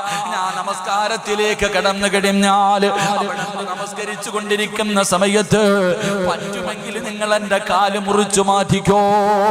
വൈദ്യന്മാര് അത്ഭുതത്തോടു കൂടി നിൽക്കുകയാണ്. ഉർവത്ത് ബിൻ സുബൈർ റളിയല്ലാഹു തആല അൻഹു അവിടെ അല്ലാഹുവേ ഉതുവെടുക്കുകയാ, ഉതുവെടുക്കുകയാ. എന്നിട്ട് പടച്ച റബ്ബിന്റെ മുന്നിലേക്ക് നിസ്കാരപ്പായിലേക്ക് കടന്നു വന്ന് നിന്നിട്ട് അല്ലാഹുവോട് കൈകെട്ടുകയാണ്. അല്ലാഹു അക്ബർ എന്ന് പറഞ്ഞുകൊണ്ട് കൈകെട്ടിയിട്ട് അല്ലാഹുവോട് പറയുകയാ, ഇന്ന സ്വലാത്തി വനുസുകി വമഹ്യായ വമമാതി. അല്ലാഹുവിനോട് പറയുന്നു, പടച്ച റബ്ബേ, എന്റെ ജീവിതവും എന്റെ മരണവും എന്റെ ചലനവും എന്റെ സർവ്വതും നിനക്കാണല്ലാ എന്ന് പറഞ്ഞുകൊണ്ട് കൈകെട്ടികെട്ട് നമസ്കാരം തുടങ്ങി. അവിടുന്ന് ഫാത്തിഹ ഓതി, അവിടുന്ന് ഫാത്തിഹ ഓതി സൂറത്ത് ഓതാൻ തുടങ്ങുമ്പോ ചരിത്രം പറയുകയാ, മഹാനവറുകളുടെ സൂറത്തിലെ മുസമ്മിലാണ് ഓതിയതെന്ന് പറയുന്നുണ്ട്. ഏത് സൂറത്തുമാകട്ടെ, മഹാനവറുകൾ അവിടെ നിന്ന് നമസ്കാരത്തിലേക്ക് പ്രവേശിച്ച് കിടന്നപ്പോ വൈദ്യന്മാര് വാളെടുത്ത് കൊണ്ടുവന്നു, വൈദ്യന്മാര് കത്തിയെടുത്ത് കൊണ്ടുവന്നു. എന്നിട്ട് ഉർവത്ത് ബിൻ സുബൈർ റളിയല്ലാഹു തആല അൻഹുവിന്റെ കാലുണ്ടല്ലോ അവിടെ നിന്ന് വെട്ടി മുറിക്കുകയാ. അവിടത്തെ കാലങ്ങ് വെട്ടി മുറിച്ചടാ. ഒരു മരുന്നും കൊടുത്തില്ല, ഒരു ഇഞ്ചക്ഷനും എടുത്തില്ല. നമസ്കരിച്ചു കൊണ്ടിരുന്ന മനുഷ്യന്റെ കാലതാ കൊല വെട്ടിയെടുക്കുന്നത് പോലെ അവിടെ നിന്ന് മഹാനവറുകളുടെ കാലപടന്ന് വെട്ടി മുറിക്കുകയോ.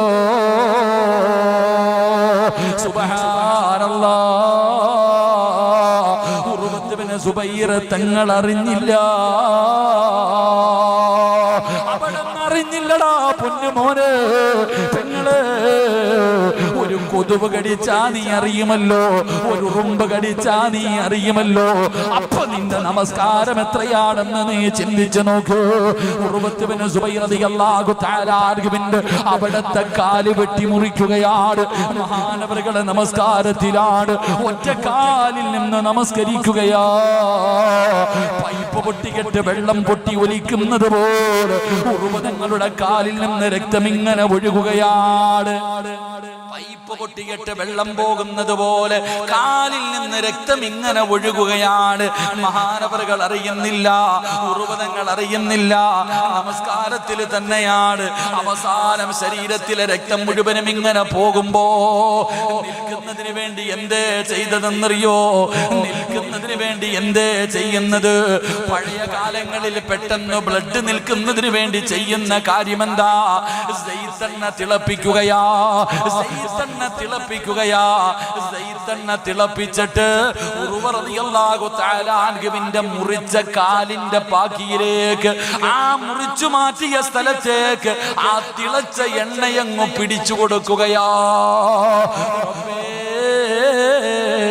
അറിഞ്ഞില്ല ചെറുപ്പക്കാരാ, കാല് മുറിച്ചു മാറ്റിയപ്പോഴും അറിഞ്ഞില്ല. സൈത്തണ്ണ തിളപ്പിച്ചിട്ട് തന്റെ കാലിലേക്ക് രക്തമൊന്ന് നിൽക്കുന്നതിന് വേണ്ടി മുക്കുമ്പോഴും മഹാനവറുകൾ അറിഞ്ഞില്ല. അവസാനം തന്റെ ശരീരത്തിലെ രക്തം മുഴുവനും ഇങ്ങനെ ഒഴുകിയിട്ട് മഹാനവറുകൾ അവിടെ നിന്ന് ബോധം കെട്ട് താഴെ വീഴുകയാ. നൽകി അനുഗ്രഹിക്കുമാറാകട്ടെ. ഒരു കാല് നിസ്കരിച്ചുകൊണ്ടിരുന്നപ്പോഴേ അങ്ങോട്ട് വെട്ടി മുറിച്ചു മാറ്റി, അറിഞ്ഞില്ല. ഒരു കാല് വെട്ടി മുറിച്ചിട്ട് ആ സഹാബി അറിഞ്ഞില്ല. തിളച്ച എണ്ണയെടുത്ത് ആ കാലിന്റെ അകത്ത് മുക്കിയിട്ട് അറിഞ്ഞില്ല. നമ്മളോ ഒരു കൊതുവ് കടിച്ചാൽ ഞാൻ അറിയും. നിങ്ങളുടെ കാര്യം എങ്ങനെയാണെന്ന് എനിക്കറിയില്ല. അള്ളാഹു ഈമാൻ തരുമാറാകട്ടെ. നിങ്ങൾ അറിയോ? കൊതുവ് കടിച്ചാൽ അറിയോ? പറമനുഷ്യന്മാരെ കൊതുവ് കടിച്ച അറിയോ? അറിയില്ലേ? അപ്പൊ എന്ത് നിസ്കാരവാദ്? ഇതാ നീ 50 കൊല്ലം കൊണ്ട് ചെയ്യുന്നേ. ഇതാണ് ഞാൻ നിങ്ങൾ 30, 40, 50 കൊല്ലം കൊണ്ട് നിസ്കരിക്കുന്നു. എന്താ ഉമ്മമാരെ, നീയൊക്കെ ഒരുപാട് നിസ്കരിക്കുന്നുണ്ടല്ലോ. ഇങ്ങനെ ജീവിതത്തിൽ ഒരു നിസ്കാരം ഉണ്ടോ എനിക്കോ നിങ്ങൾക്കോ? ഇല്ല സഹോദരങ്ങളെ. ഇങ്ങനത്തെ നിസ്കാരം കൊണ്ടാ നമ്മൾ താടിയും തഴമ്പും വെച്ചുകൊണ്ട് സ്വർഗത്തിൽ പോകുമെന്ന് പറഞ്ഞ് കാത്തു കിടക്കുന്നത്. അള്ളാഹു കാത്തുരക്ഷിക്കുമാറാകട്ടെ. ഉറക്കപ്പറ അല്ല കാത്തുരക്ഷിക്കുമാറാകട്ടെ. അള്ളാഹു കാത്തുരക്ഷിക്കുമാറാകട്ടെ. അതാണ് ഇപ്പൊ പെണ്ണുങ്ങളെന്ന് പറഞ്ഞാൽ ഇപ്പൊ ഇങ്ങനാണല്ലോ, എവിടെയാണ് പൈസ വെച്ചത് എന്ന് ഓർമ്മ വന്നില്ലെങ്കിൽ പറയുന്ന വഴി ഒന്ന് നിസ്കരിച്ചാൽ മതി, ഓർമ്മ വരുമെന്ന്. എവിടെയാണ് ഏതെങ്കിലും ഒരു സാധനം എവിടെയെങ്കിലും, ഇമാം അബൂ ഹനീഫ റളിയല്ലാഹു തആല അൻഹുവിന്റെ അടുക്കൽ ഒരു മനുഷ്യൻ വന്നിട്ട് പറഞ്ഞു, തങ്ങളെ കുറച്ചു പൈസ ഞാൻ ഒരു സ്ഥലത്ത് കുഴിച്ചിട്ടു, എവിടെയാണെന്ന് എനിക്ക് അറിയണില്ല, മറന്നുപോയി, എന്തെങ്കിലും ഒരു വഴിയുണ്ടെങ്കിൽ പറഞ്ഞുതരാം. മഹാനവറുകൾ പറഞ്ഞു, വല്ല ഫിഖിഹിന്റെ മസലയാണെങ്കിൽ ഞാൻ പറഞ്ഞു തരാം, പൊക്കോളാൻ പറഞ്ഞു. ഇല്ല, എനിക്കൊരു വഴി പറഞ്ഞതാ, എനിക്ക് എന്തെങ്കിലും ഒരു വഴി പറഞ്ഞതാ. അവസാനം മഹാനവറുകൾ പറഞ്ഞു കൊടുത്തു, പോയി നിസ്കരിക്കാൻ. എന്റെ പ്രിയപ്പെട്ട സഹോദരങ്ങളെ, ആ മനുഷ്യൻ പോയി നമസ്കരിക്കാൻ വേണ്ടി കൈകെട്ടി.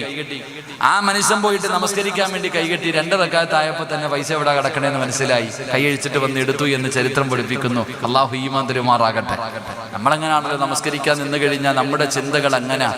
എങ്കിൽ ആ മനുഷ്യന്റെ ഉർവത്ത് ബിൻ സുബൈർ റളിയല്ലാഹു തആല അൻഹുവിന്റെ ഒരു കാല് വെട്ടി മുറിച്ചിട്ട് ആ മഹാൻ അറിഞ്ഞില്ല. അവസാനം ബോധം കെട്ട് താഴെ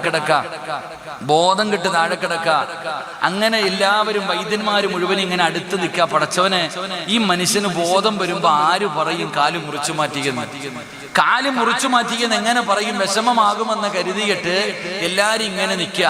ആ സമയത്താണ് കുടുംബത്തിൽ നിന്നൊരാൾ ഓടി വന്നിട്ട് പറയുന്നു, ഈ കിടക്കണ ഉർവ റളിയല്ലാഹു തആല അൻഹുവിന്റെ ഇളയ മകൻ കുതിരയുടെ ചവിട്ടുകൊണ്ട് മരിച്ചുപോയി. 2 എണ്ണമായി. നരച്ചിക്ക് ഒന്ന് കാല് പോയി, രണ്ടാമത്തെ കാര്യം പറയുന്നത് കുതിരയുടെ ചവിട്ടുകൊണ്ട് മരണപ്പെട്ടു പോയി. അപ്പൊ ഏറ്റവും വലിയ 2 പ്രയാസം. ഉർവ റളിയല്ലാഹു തആല അൻഹുവിന് ബോധം വന്നപ്പോ വൈദ്യന്മാര് പറഞ്ഞു, തങ്ങളെ കാല് മുറിച്ചു മാറ്റി. ഇന്നാ ലില്ലാഹി വ ഇന്നാ ഇലൈഹി റാജിഊൻ. അൽഹംദുലില്ലാഹ്. എന്താ പറഞ്ഞേ? മഹാനായ ഉർവത്ത് ബിൻ സുബൈർ തങ്ങൾ പറഞ്ഞു, കാല് മുറിച്ചു മാറ്റി എന്ന് പറഞ്ഞപ്പോ അവിടുന്ന് പറഞ്ഞ മറുപടി, അൽഹംദുലില്ലാഹി ഇന്നാ ലില്ലാഹി വ ഇന്നാ ഇലൈഹി റാജിഊൻ. അൽഹംദുലില്ലാഹ്. രണ്ടാമത്തെ ആള് പറഞ്ഞു, ഇളയ മോൻ മരിച്ചുപോയി. ഇന്നാ ലില്ലാഹി വ ഇന്നാ ഇലൈഹി റാജിഊൻ. അൽഹംദുലില്ലാഹ്. എല്ലാരും അത്ഭുതത്തോട് നിൽക്കുക.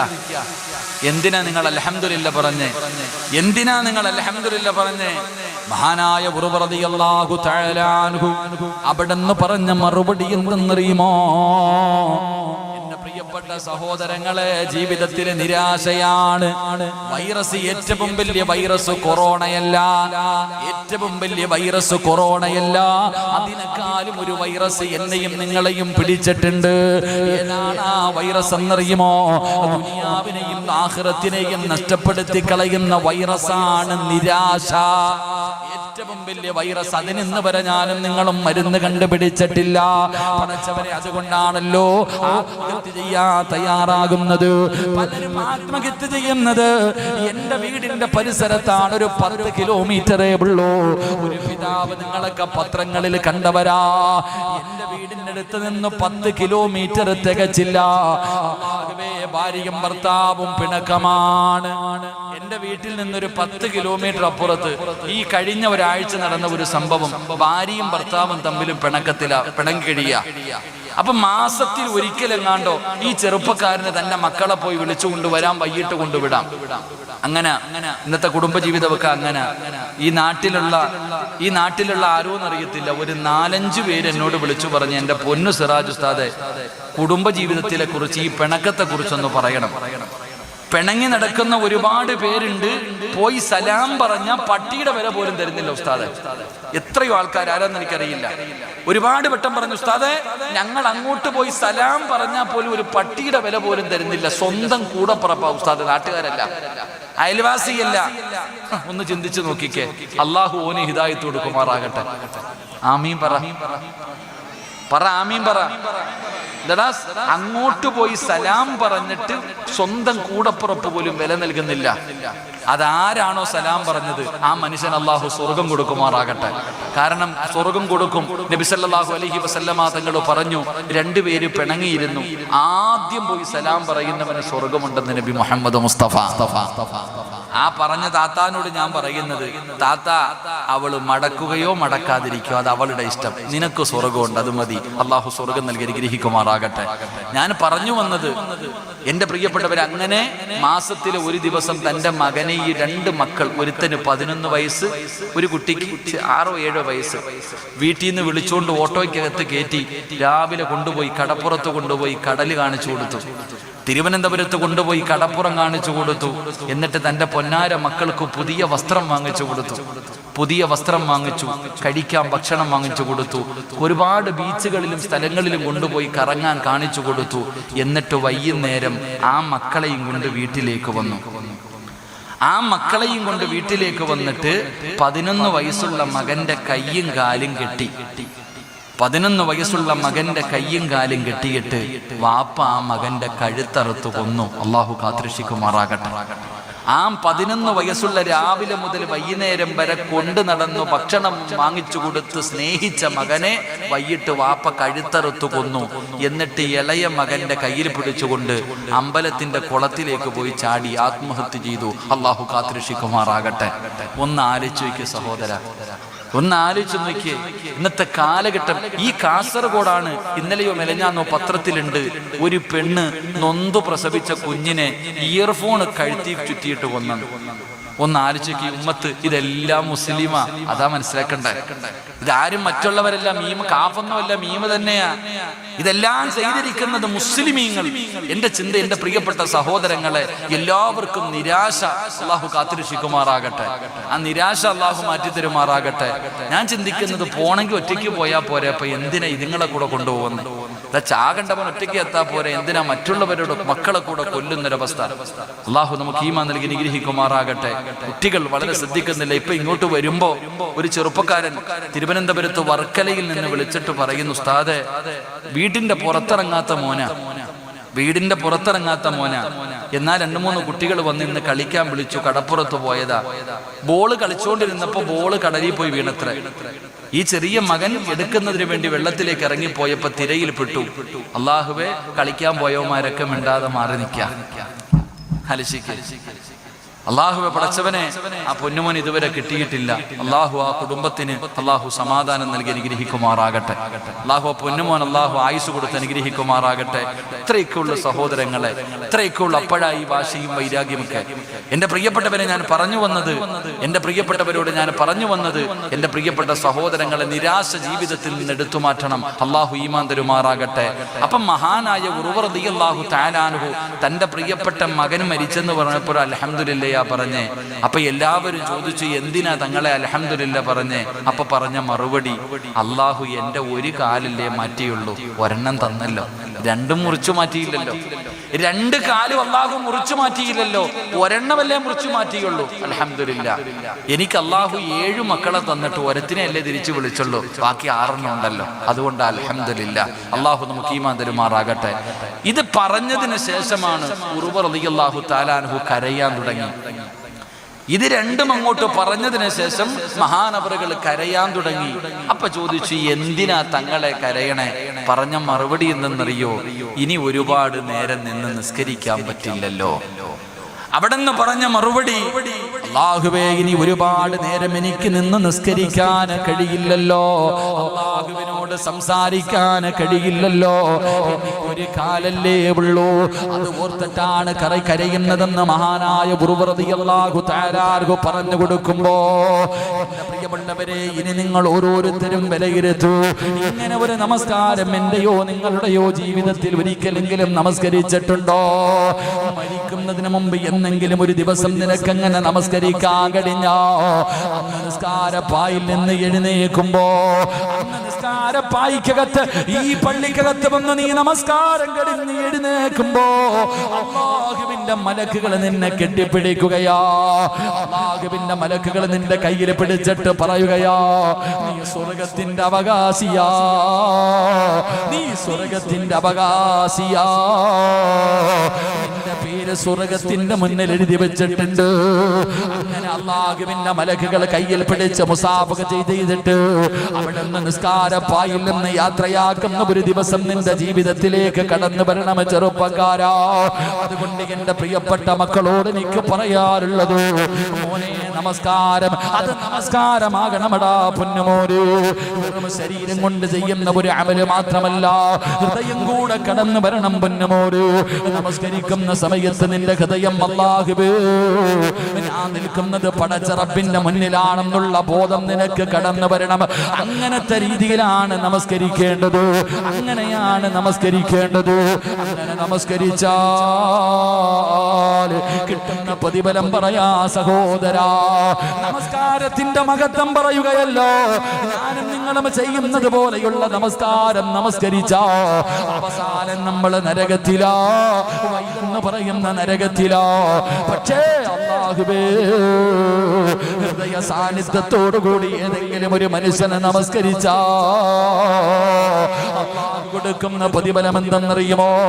മഹാനായ ജുനൈദുൽ ബഅദാദി റളിയല്ലാഹു തആല അൻഹു, മഹാനായ ജുനൈദ് തങ്ങളുണ്ടല്ലോ, അവിടെ നിന്ന് മരണപ്പെടുമ്പോ മുഖത്ത് വല്ലാത്ത പ്രകാശമാ.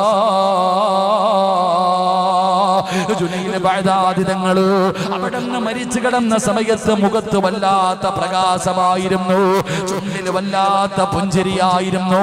എന്തിനാ ജുനൈദുൽ ബഅദാദി തങ്ങളുടെ ചരിത്രം പറയുന്നത്? എന്തിനാ?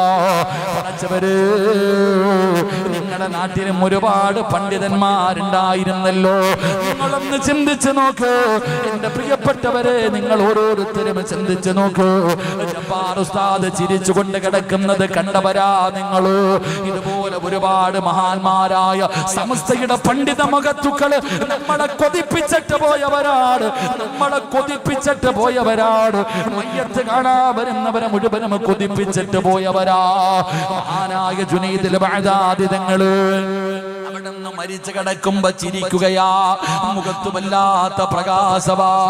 എന്റെ പ്രിയപ്പെട്ടവരെ, നമ്മളിൽ പലരും പറയാറുണ്ടല്ലോ, ഈ സദസ്സിലിരിക്കുന്ന പ്രായമുള്ളവര്, എന്റെ പെങ്ങന്മാര് പറയും, ഉസ്താദേ, എന്റെ വാപ്പ മരിക്കാൻ കിടന്നപ്പോ, സക്കറാത്തിന്റെ അവസ്ഥയിൽ കിടന്നപ്പോ ഞാനാണ് ലാ ഇലാഹ ഇല്ലല്ലാഹ് പറഞ്ഞു കൊടുത്തത്. എന്റെ ഉമ്മ സംസം വെള്ളം കുടിച്ചു, എന്റെ ഉമ്മ സംസം വെള്ളം കുടിച്ചു, ലാ ഇലാഹ ഇല്ലല്ലാഹ് എന്നുറക്കെ പറഞ്ഞു. എന്നിട്ട് എന്റെ മുഖത്ത് നോക്കി ചിരിച്ചിട്ടാ എന്റെ ഉമ്മ യാത്രയായത്. ഉമ്മ കറുത്തതായിരുന്നെങ്കിലും മരിച്ചു കിടന്നപ്പോ ഉമ്മാടെ മുഖത്ത് പ്രകാശവാ എന്ന് പറയുന്ന ഒരുപാട് പേരുണ്ടല്ലോ. കാരണമെന്തേ പെങ്ങള്? ഉമ്മ വെള്ളിയാഴ്ച ദിവസം മരിക്കാറുള്ള കാരണമെന്താ? ലാ ഇലാഹ ഇല്ലല്ലാഹ് മുഹമ്മദുർ റസൂലുള്ളാഹ് എന്ന് ഒന്നുറക്കെ പറഞ്ഞു കേൾപ്പിച്ചിട്ട് മരിക്കാനുള്ള കാരണം എന്താ? ജീവിതത്തിൽ ഒരു വക്കത്തെങ്കിലും മുടക്കിയിട്ടുണ്ടോ? നിന്നെ പോലെ സീരിയല് കണ്ടുകൊണ്ടിരിക്കുന്നതിന്റെ ഇടയിൽ പരസ്യം വരുമ്പോ ഓടിച്ചെന്ന് തലകുത്തി വീഴുന്ന ഉമ്മയായിരുന്നില്ല. നിന്നെ പോലെ ഇന്നാഴത്തയിലെയും ഇഖ്ലാസ് മോദിയിട്ട് ഓടുന്ന ഉമ്മയായിരുന്നില്ല. നിന്നെ പോലെ ബാങ്ക് വിളിച്ച അവസാന സമയം വരെ ദുഹർ അസർ വരെ എത്തിക്കുന്ന ഉമ്മയായിരുന്നില്ല. ബാങ്ക് വിളിച്ചു കഴിഞ്ഞ ഉടനെ അവ്വല് വഖത്തിൽ നിസ്കരിക്കുന്ന ഉമ്മയായിരുന്നു, ഉപ്പയായിരുന്നു. അതുകൊണ്ടാ മോനെ മരിച്ചു കിടന്നപ്പോ ചിരിച്ചത്. മഹാനായ ജുനൈദുൽ ബഅദാദി തങ്ങളുണ്ടല്ലോ, പടച്ചവനെ മരിച്ചു കിടക്കുമ്പോ മുഖത്ത് വല്ലാത്ത പ്രകാശവാ, ചുണ്ടില് വല്ലാത്ത പുഞ്ചിരിയാ. അതുമാത്രമല്ല മയ്യത്തിന് വല്ലാത്ത സുഗന്ധമാ, മയ്യത്തിന് വല്ലാത്ത ഒരു സുഗന്ധമാ. മരിച്ച വീട്ടിൽ കിടന്നു ചെല്ലുമ്പോ അത്ര തേക്കാതെ തന്നെ പലരുടെയും മയ്യത്ത് വല്ലാത്ത സുഗന്ധമായിരുന്നു.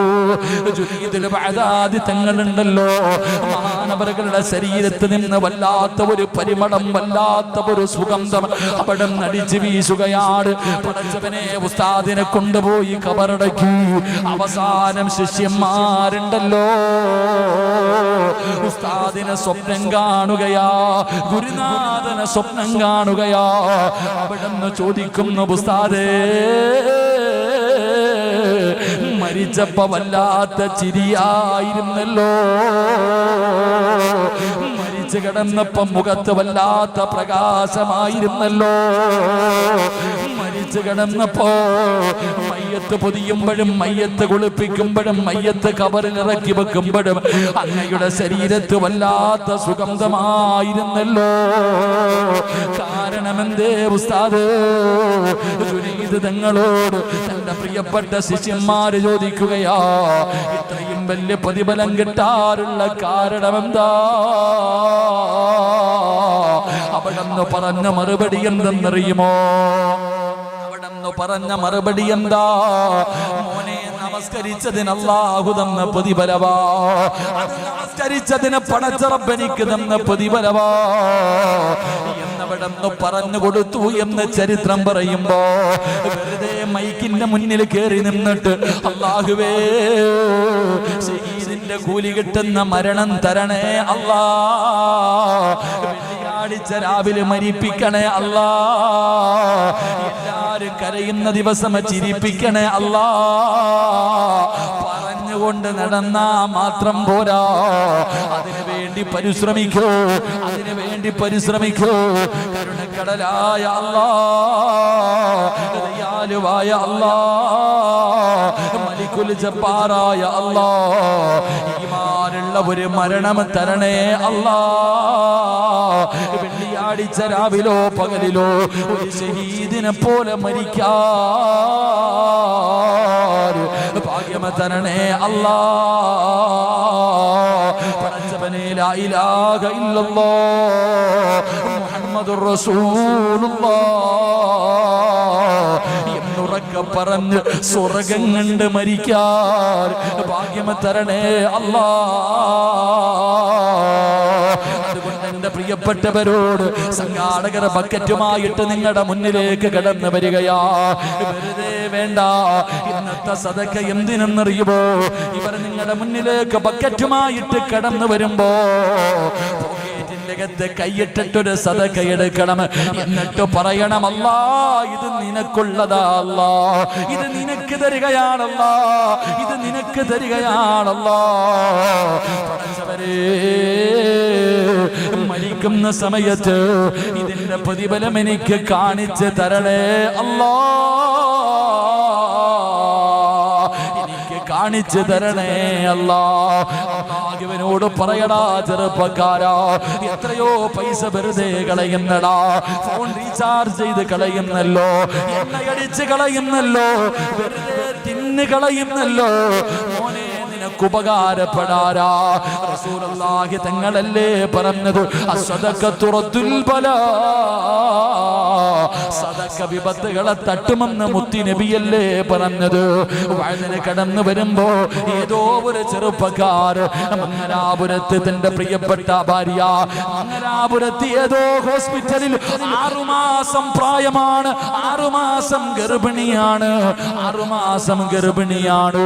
ആ ചെറുപ്പക്കാരൻ കരയുകയാ, ഉസ്താദേ എന്റെ ഭാര്യ 6 മാസം ഗർഭിണിയാണ്, എന്റെ ഭാര്യ ഐസിവിലാ ഉസ്താദ്, അല്ലാഹുവേ എന്റെ ഭാര്യ ഐസിവിനകത്താണ്, പൊട്ടിക്കരയുകയാ, ദുആ ചെയ്യണേ. 6 മാസം ഗർഭിണിയായ പെണ്ണു തന്റെ തലയ്ക്കകത്ത് ബ്ലഡ് ക്ലോട്ടായിട്ട് ബോധമില്ലാതെ ഐസിവിൽ കിടക്കുകയാണ്. കരുണക്കടലായ അല്ലാഹ്, ഈ മജ്ലിസിന്റെ ബർക്കത്ത് കൊണ്ട് ശിഫ കൊടുക്കണേ അല്ലാഹ്.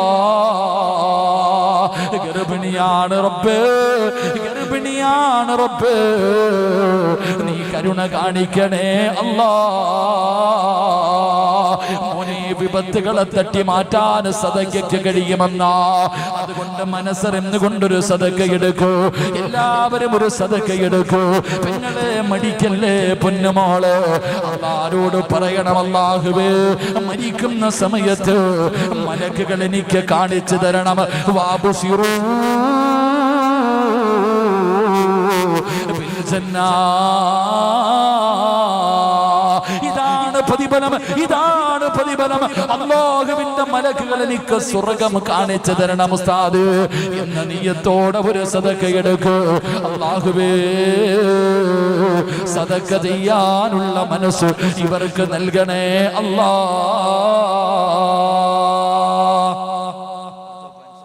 പെട്ടെന്നെടുത്തോ, അള്ളാഹുവിനോട് പറപടച്ചവനെ ഈ കൊടുക്കുന്നതിന്റെ പ്രതിഫലം എനിക്ക് മരിക്കുമ്പോ നീ കാണിച്ചു തരണം ഇൻഷാ അല്ലാഹ്. ബിസ്മില്ലാഹിർ റഹ്മാനിർ റഹീം. അള്ളാഹു സ്വീകരിക്കുമാറാകട്ടെ. എല്ലാരും ഒന്ന് കൈയിട്ടെ, എല്ലാരും ഒന്ന് കൈയിട്. ഇട് ചങ്ങാതി, നീ ആർക്ക് വെച്ചോണ്ട് നടക്ക, നീ ആർക്ക് വെച്ചോണ്ട് നടക്ക? ഒന്ന് മുകളിലേക്ക് നോക്ക്, നോക്ക് മുകളിലേക്ക്, മുകളിലേക്ക് നോക്കാൻ. മീത്തേ നോക്ക്, എങ്ങനെയല്ലേ പറയാ, മേലെ നോക്ക. മീത്തേ എന്ന് പറഞ്ഞ താഴെ, അപ്പൊ മുകളിലേക്ക് നോക്ക്. നോക്കിയോ? തലയുടെ മുകളിൽ ഒരു മലക്ക് നിൽക്കുന്നുണ്ട്, തലയുടെ മുകളിൽ ഒരു മലക്ക് നിൽക്കുന്നുണ്ട്. ഈ ചങ്ങാതി ബക്കറ്റുമായിട്ട് നിന്റെ മുന്നിൽ വരുമ്പോ നീ എന്തെങ്കിലും എടുത്തിട്ട ഈ മലക്ക് ദുആ ചെയ്യും, ഉള്ളതിൽ പങ്കു കൊടുത്തവനാ അല്ലാ, നീ ബർക്കത്ത് ചെയ്യണേ എന്ന് ദുആ ചെയ്യുമെന്ന് നബി മുഹമ്മദ് മുസ്തഫ. ഇട്ടില്ലെങ്കിലോ മലക്ക് ദുആ ചെയ്യും, ഉണ്ടായിട്ട് ഇവൻ പിടിച്ചു വെച്ചു പടച്ചവനെ, ഇതുപോലെ ഇവനെയും നീ യതീംഖാനയിലാക്കിയേക്കണം. അള്ളാഹു കാത്തിരക്ഷിക്കുമാറാകട്ടെ. അപ്പൊ എന്ത് വേണം? മലക്കിന്റെ ദുആ വേണോ, മലക്കിന്റെ ശാപം വേണോ? നിങ്ങൾ തീരുമാനിക്ക്. സ്വല്ലല്ലാഹു അലാ മുഹമ്മദ്.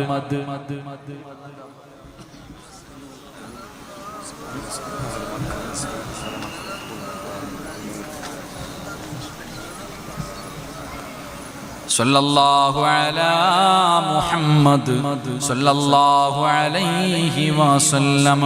അല്ലാഹുമ്മ സല്ലി അലാ മുഹമ്മദ് യാ റബ്ബി സല്ലി അലൈഹി വസല്ലം. അല്ലാഹു സ്വീകരിക്കുമാറാകട്ടെ. ബക്കറ്റ് കൊണ്ടുപോകുന്ന അനിയ, ബക്കറ്റുമായിട്ട് പോകുന്ന മോനെ ഇത്തിരി സ്പീഡ് കുറയ്ക്കേട്ടാ.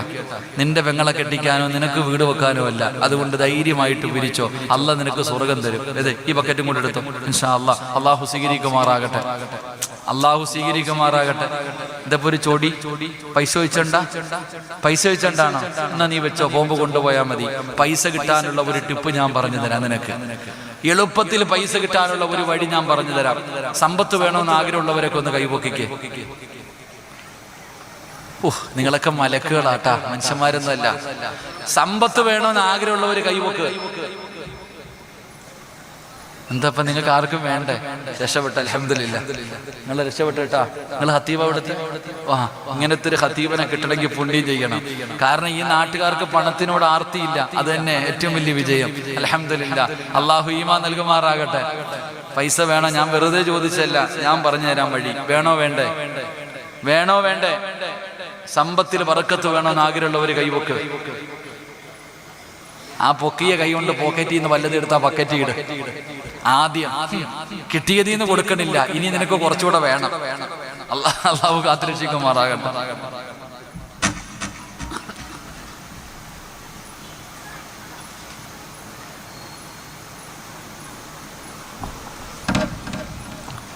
ഞാൻ വെറുതെ പറഞ്ഞല്ല, എന്തായാലും പറഞ്ഞു തരാം. സമ്പത്ത് ഉണ്ടാകാനുള്ള ഒരു എളുപ്പ വഴി ഞാൻ പറഞ്ഞു തരാം. അള്ളാഹു ഈമാൻ തരുമാറാകട്ടെ. താത്താമാരൊക്കെ സ്വർണത്തിന് എന്താ പറയണേ? ജങ്കാർ, ബംഗാർ. ബംഗാർ ബക്കറ്റ് ഇട്, ഞാൻ പറഞ്ഞു തരാം ജങ്കാർ വാങ്ങാനുള്ള വഴി. എന്റെ പ്രിയപ്പെട്ട സഹോദരങ്ങളെ, പൈസ ഉണ്ടാവണ വേണോ? നിങ്ങൾക്ക് പണത്തിൽ ബർക്കത്ത് വേണോ? എന്റെ പ്രിയമുള്ളവരെ, മഹാനായ സാലിം റളിയല്ലാഹു തആല അൻഹു, സാലിം എന്ന് പറയുന്ന ഒരു ചെറുപ്പക്കാരൻ ഉണ്ടായിരുന്നു, സഹാബിയ. ഈ സാലിം എന്ന് പറയുന്ന യുവത്വത്തിന്റെ നടുവിലൂടെ നടന്നു പോകുന്ന ഈ ചെറുപ്പക്കാരൻ ഒരു ദിവസം ഇങ്ങനെ അന്യനാട്ടിൽ നിന്ന് വരുന്ന വഴിയിൽ കൊള്ളക്കാര് പിടിച്ചുകൊണ്ടുപോയി. കൊള്ളക്കാര് പിടിച്ചുകൊണ്ടുപോയിട്ട് അവര് പിടിച്ചുകൊണ്ടുപോയി. വാപ്പ തന്റെ പൊന്നാര മകനെ നോക്കിയിട്ട് കാണുന്നില്ല. മഹാനായ പ്രവാചകൻ സല്ലല്ലാഹു അലൈഹി വസല്ലമ തങ്ങളുടെ മുന്നിൽ പോയിട്ട് പറഞ്ഞു, നബിയെ, എന്റെ മകൻ സാലിമിനെ കാണുന്നില്ല നബിയെ, ആകെ പ്രയാസമാ, എന്റെ മകനെ കാണുന്നില്ല. പ്രവാചകന്റെ മുന്നിൽ പോയിട്ട് പരാതി പറഞ്ഞു. ആ സമയത്ത് പ്രവാചകൻ സല്ലല്ലാഹു അലൈഹി വസല്ലമ തങ്ങൾ പറഞ്ഞു, ഇത്തഖില്ലാഹ് വഅഖ്സിറു ലാ ഹൗല വലാ ഖുവത ഇല്ലാ ബില്ലാഹ്. മഹാനായ പ്രവാചകൻ സല്ലല്ലാഹു അലൈഹി വസല്ലമ തങ്ങൾ മകനെ കാണുന്നില്ല എന്ന് പ്രവാചകന്റെ അടുക്കൽ പോയി പരാതി പറഞ്ഞ വാപ്പാനോട് പറഞ്ഞു, അള്ളാനെ പേടിച്ച് ജീവിക്ക്, അള്ളാനെ പേടിച്ച് ജീവിക്ക്. ലാ ഹൗല വലാ ഖുവത ഇല്ലാ ബില്ലാഹ്. ഈ ദിക്ർ നിങ്ങൾ അധികമായിട്ട് പറയൂ എന്ന് നബിയിന റസൂലുള്ളാഹി. ഈ ദിക്ർ അധികമായിട്ട് പറയണം. ഏത് ദിക്ർ? ഒന്ന് പറഞ്ഞങ്ങായി ഉറക്കെന്ന് പറഞ്ഞേ, ലാ ഹൗല വലാ ഖുവത ഇല്ലാ ബില്ലാഹ്. അങ്ങനെ വാപ്പ വീട്ടിൽ പോയിരുന്നിട്ട് ഈ ദിക്റൊക്കെ പറഞ്ഞോണ്ട് ഇങ്ങനെ ഇരിക്കുക. ഭാര്യയും ഭർത്താവും കൂടെ നോക്കുമ്പോ മകനെ കാണുന്നില്ല.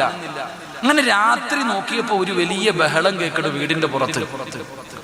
വീടിന്റെ പുറത്ത് വലിയ ഒരു ശബ്ദം കേൾക്കുന്നു.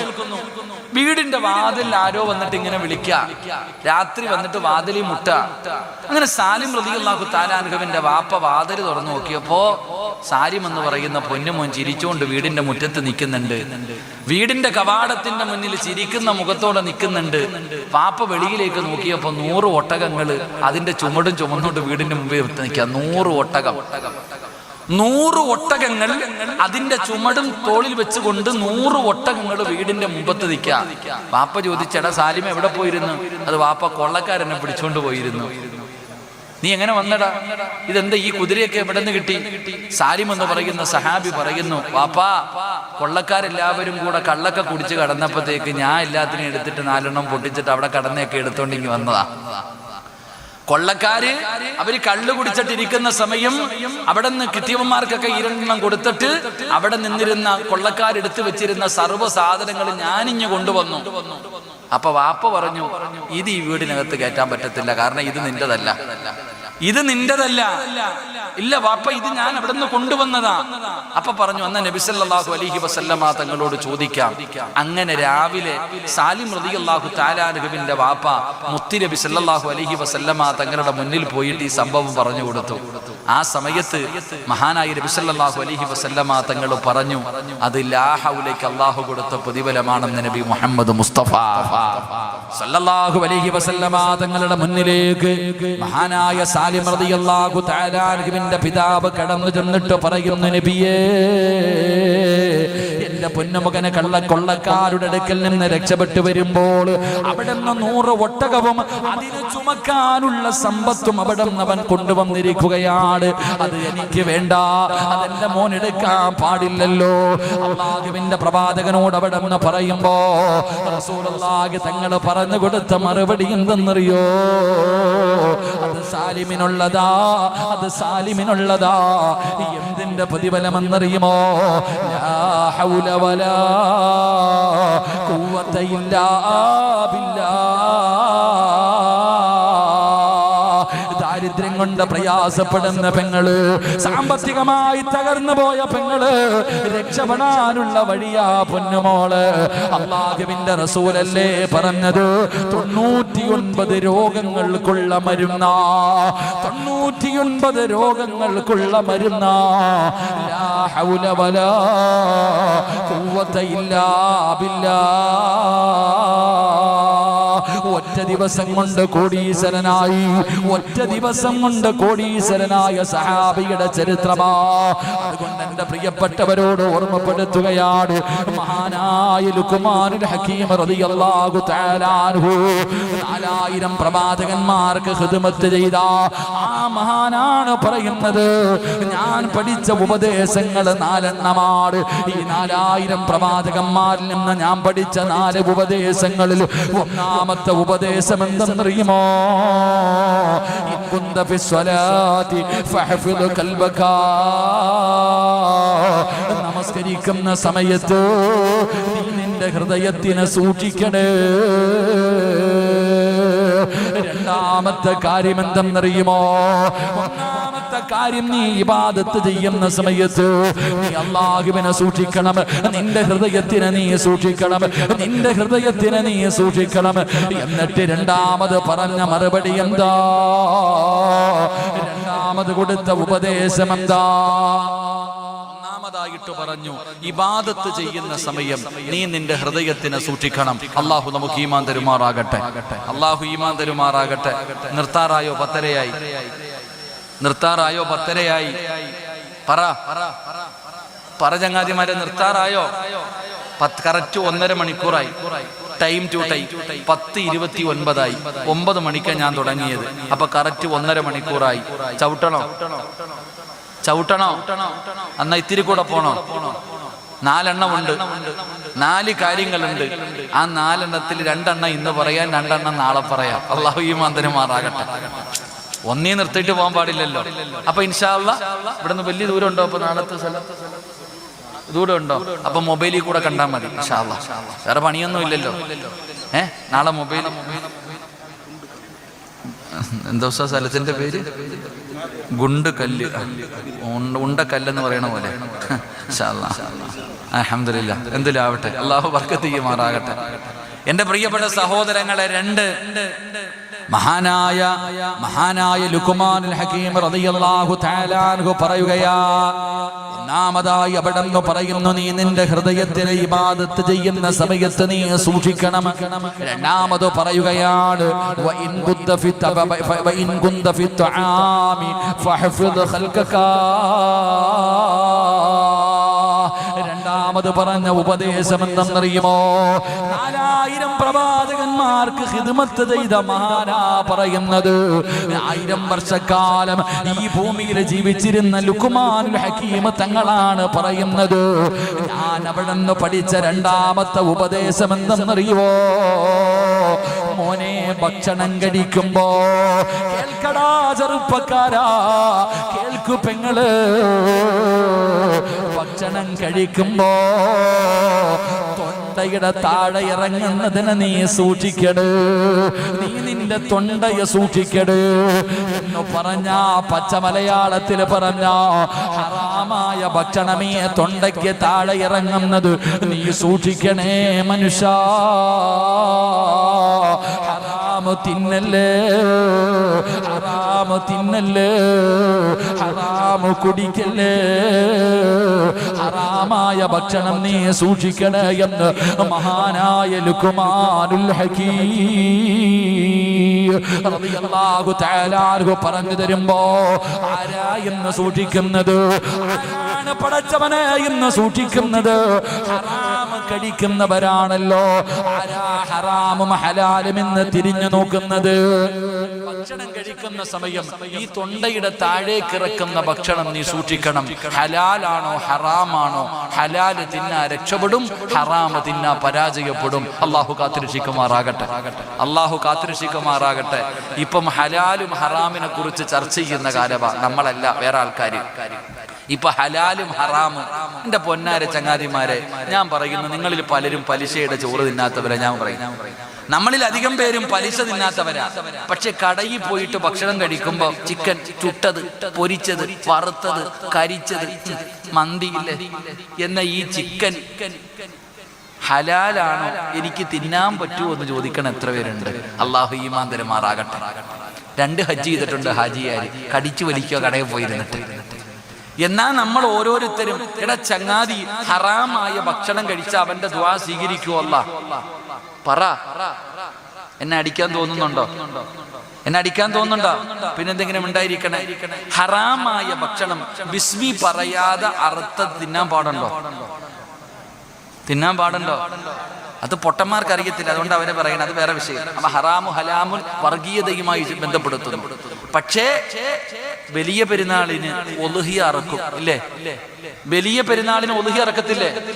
ഇവിടെ അറക്കുവോ? അറക്കും. ആ അറക്കണ സമയത്ത് പള്ളിയിലെ മോദി സാഹിബ് ബിസ്മി പറയാതെ അറുത്ത തിന്നാവോ?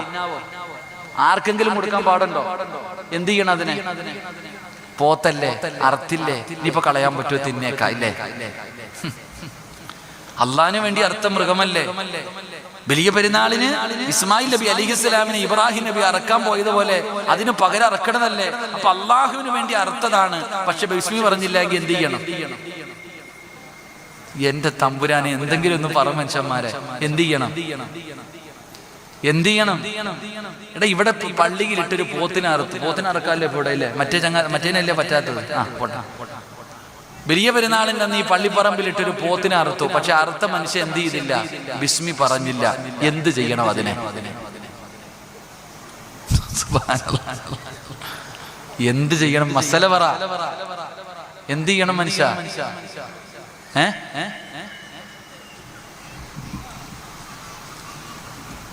നിങ്ങൾ പറ, എന്ത് ചെയ്യണമെന്ന് പറ. ഞാൻ പറഞ്ഞാലേ വാതു പറയത്തുള്ളൂ. വല്ല കബറും കുഴിയിലിട്ട് മൂടണം. എന്ത് ചെയ്യണം? കൊണ്ട് കുഴിച്ചിടണം. ഒരൊറ്റ ഇൻസാന് കൊടുക്കാൻ പാടില്ല. ഇതാ പണ്ഡിതന്മാരിയ്ക്കണം, ചോദിച്ചു നോക്ക്. ഉസ്താദന്മാരോട് ചോദിച്ചു നോക്ക്. എന്ത് ചെയ്യണം? ഒരാൾക്കും കൊടുക്കാൻ പാടില്ല. അള്ളാഹുടെ പേര് പറഞ്ഞത് അർത്ഥത്തില്ല, കുഴിച്ചിടണം. അള്ളാഹു നമുക്ക് ഈമാൻ തരുമാറാകട്ടെ. അള്ളാഹ് ഈമാൻ തരുമാറാകട്ടെ. നമ്മളോ? ആരാ ചോദിക്കുന്നത്? ഹറാമ് 40 ദിവസം ദുആയ്ക്ക് ഇജാബത്തില്ല. ഹറാമ് കഴിച്ച 40 ദിവസം ദുആയ്ക്ക് ഇജാബത്തില്ല. ചോദിക്കാറില്ല. ഞങ്ങളൊക്കെ ചില ആൾക്കാരെങ്ങനെ കടയിൽ പോയി ഭക്ഷണം ചോദിക്കുമ്പോൾ സ്റ്റാഫിനോട് ചോദിക്കും, ഞങ്ങൾക്ക് തിന്നാൻ പറ്റുമോ? ഹലാലാണോ? ഓ ഹലാലാണെന്ന് പറഞ്ഞാൽ അവന്റെ തലയിൽ വെച്ചേക്കും. അവൻ കള്ളം പറഞ്ഞ അവന്റെ തലയിൽ ഇരിക്കട്ടെ, നമുക്കെങ്കിലും രക്ഷപ്പെടാൻ പറ്റുമല്ലോ. എന്റെ പ്രിയപ്പെട്ട സഹോദരങ്ങളെ, ഹറാമ് കഴിക്കുന്നതിന് നമ്മൾ വല്ലാതെ ഭയപ്പെടണം. ഹറാമ് നിസ്സാരമല്ല. ഹറാമ് നിസ്സാരമല്ല, നിസ്സാരമായി കാണേണ്ട കാര്യമല്ല. അതിനാരും ഒരു പരിഗണന നൽകുന്നില്ല. പലിശ തിന്നുന്നവൻ മാത്രം ഹറാമ് തിന്നുന്നു. ബിസ്മി പറയാതെ അറുത്തത് തിന്നുമ്പോ കുഴപ്പമില്ല. എനിക്ക് നിങ്ങൾക്കും എന്റെ പ്രിയമുള്ള സഹോദരങ്ങളെ, നിസ്സാരമായി കാണേണ്ട കാര്യമല്ല.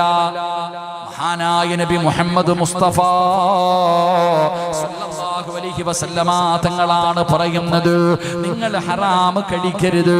നിങ്ങൾ ഹറാമിന്റെ ഭക്ഷണം നിങ്ങളുടെ ആമാശയത്തിലേക്ക് തൊണ്ടയുടെ താഴേക്ക് കടന്നു പോയാൽ പടച്ചവരെ പിന്നെ നിന്റെ ദുആയ്ക്ക് ഉത്തരമില്ലല്ലോ, നിന്റെ ഇബാദത്ത് അല്ലാഹു സ്വീകരിക്കില്ലല്ലോ. എന്റെ പ്രിയപ്പെട്ട ഉമ്മമാരോട് ഉപ്പമാരോട് മഹാനായ നബി മുഹമ്മദ് മുസ്തഫ സല്ലല്ലാഹു അലൈഹി വസല്ലമ തങ്ങൾ, അല്ലാഹുവിന്റെ പ്രവാചകൻ സല്ലല്ലാഹു അലൈഹി വസല്ലമ തങ്ങൾ നമുക്ക് പഠിപ്പിച്ചു തന്നിട്ടുണ്ടല്ലോ.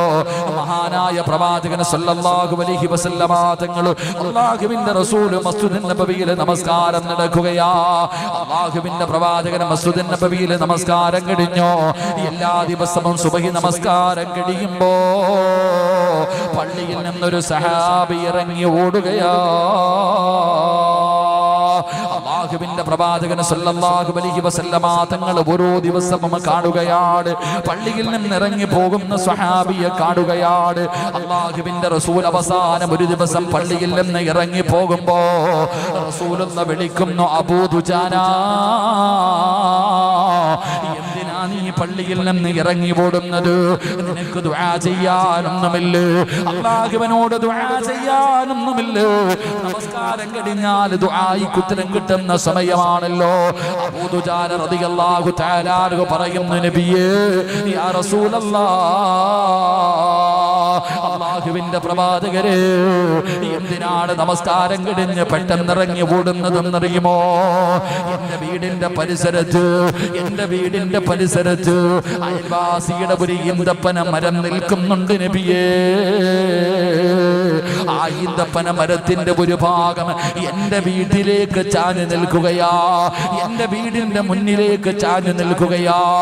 ആ ഈന്തപ്പഴങ്ങൾ എന്റെ വീടിന്റെ മുന്നിൽ വീഴുന്ന നബിയേ. ഒരു ദിവസം ഞാൻ സുബഹി കഴിഞ്ഞിട്ട് പള്ളിയിലിരുന്ന് നിസ്കാരം കഴിഞ്ഞ് ഖുർആനും ദിക്റുമെല്ലാം ഓതിയിട്ട് ഞാൻ എൻ്റെ വീട്ടിലേക്ക് കടന്നു ചെന്നപ്പോ എൻ്റെ വീടിൻ്റെ അവസ്ഥ ഞങ്ങൾക്കറിയുമല്ലോ. ഞങ്ങൾ പാവപ്പെട്ടവരാണ്, കഴിക്കാൻ ഭക്ഷണമില്ലാത്തവരാണ്. എൻ്റെ പൊന്നാര മക്കള് വീടിൻ്റെ വെളിയിൽ കിടക്കുന്ന ഈത്തപ്പഴം അറിയാതെ എടുത്ത് കഴിച്ചു നബിയേ. എന്റെ മക്കൾക്ക് അറിയാതെ കഴിച്ചു പോയതാ. അത് ഹറാമാണല്ലോ. ഹറാമായ ഭക്ഷണം ഉള്ളിൽ ചെന്നാൽ പിന്നെ ദുആഇക്ക് ഉത്തരമില്ലല്ലോ, ഇബാദത്തുകൾ അല്ലാഹു സ്വീകരിക്കില്ലല്ലോ.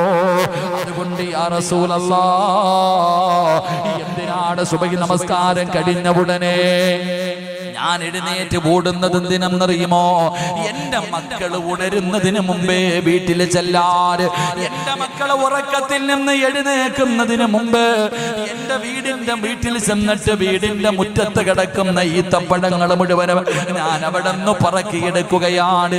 എന്നിട്ട് അയൽവാസിയുടെ വീട്ടിൽ കൊണ്ടുകൊടുക്കും, അയൽവാസിയുടെ പറമ്പിലേക്ക് എടുത്തിടും. അല്ലാഹുവേ, എന്റെ മക്കൾ ഹറാമ് തിന്നാതിരിക്കാനാ, അതുകൊണ്ടാണ് ഓടുന്നതെന്ന് മഹാനായ അബൂ ദുജാന റളിയല്ലാഹു തആല അൻഹു പറയുമ്പോ, മക്കൾക്ക് ഹറാമ് കൊടുക്കുന്ന വാപ്പാ, പലിശയുടെ പൈസ കൊണ്ടുവന്ന ഭാര്യയ്ക്കും മക്കൾക്കും തിന്നാൻ കൊടുക്കുന്ന ഭർത്താവ്, പടച്ചവനെ നീ നിന്റെ ഗതിന്റെ അവസ്ഥയെ കുറിച്ചൊന്ന് ചിന്തിക്കാത്തതെന്ത്? പലിശയ്ക്ക് കച്ചവടം നടത്തുന്നവരുണ്ട്, ലോട്ടറി എടുത്ത് പെട്ടെന്ന് പണക്കാരാകുന്നവരുണ്ട്, ഹറാമായ വഴിയിലൂടെ പൈസ സമ്പാദിക്കുന്നവരുണ്ട്. എങ്കിൽ അബൂ ദുജാന എന്ന പാവപ്പെട്ട പട്ടിണി കിടക്കുന്ന ദരിദ്രനായ സ്വഹാബിയുണ്ടല്ലോ, തന്റെ അയൽവാസികളുടെ പറമ്പിൽ നിൽക്കുന്ന ഈത്തപ്പഴ മരത്തിൽ നിന്ന് തന്റെ വിറ്റിന്റെ മുറ്റത്തേക്ക് വീഴുന്ന ഈത്തപ്പഴം തന്റെ ചെറിയ മക്കൾ അറിയാതെ എടുത്ത് കഴിച്ചതിന്റെ പേരില് മക്കൾ ഉണരുന്നതിന് മുമ്പേ ചെന്ന് പറക്കിയിട്ട് അതാ അയൽവാസികളുടെ പറമ്പിലേക്ക് കൊണ്ടിട്ട് കൊടുക്കുകയാണ്. അതിനാണ് പോകുന്നതെന്ന് പ്രവാചകനോട് പറയുമ്പോ അല്ലാഹുവിന്റെ റസൂൽ വിളിക്കുന്ന സ്വഹാബാ, അബൂ ദുജാനയുടെ അയൽവാസിയാരാ, ഒന്ന് വിളിച്ചു കൊണ്ടുവരുവോ?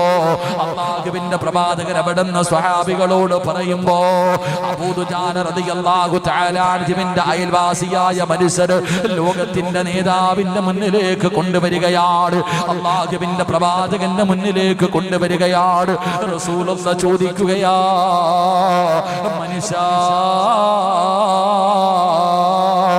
അബൂ ദുജാനയുടെ വീടിന്റെ സൈഡിൽ നിൽക്കുന്ന ഈത്തപ്പഴ മരമുണ്ടല്ലോ, അത് അബൂ ദുജാനയ്ക്ക് കൊടുക്കുവോ?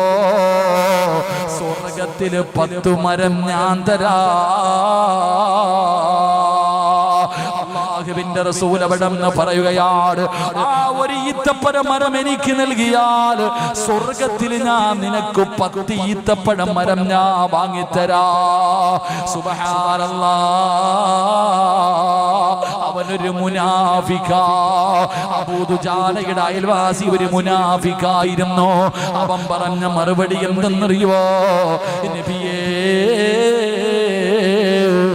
ഈത്തപ്പഴം മരംഭിക്കാൻ ഞാൻ തയ്യാറാ, ഈത്തപ്പഴം മരംഭിക്കാൻ ഞാൻ തയ്യാറാ. പക്ഷേ സ്വർഗത്തിൽ എനിക്ക് 10 മരം കിട്ടിയിട്ട് കാര്യമില്ല, എനിക്കിവിടെ തന്നെ വേണം. എനിക്ക് സ്വർഗത്തിൽ 10 മരം കിട്ടിയിട്ട് കാര്യമില്ല, രൊക്കം എനിക്ക് വേണം. ഇവിടെ 10 മരം നൽകിയാ ഞാൻ ആ ഒരു മരം നൽകാ. അല്ലാഹുവേ, സ്വഹാബികൾ മുഴുവനും അത്ഭുതപ്പെട്ടു പോവുകയാണ്.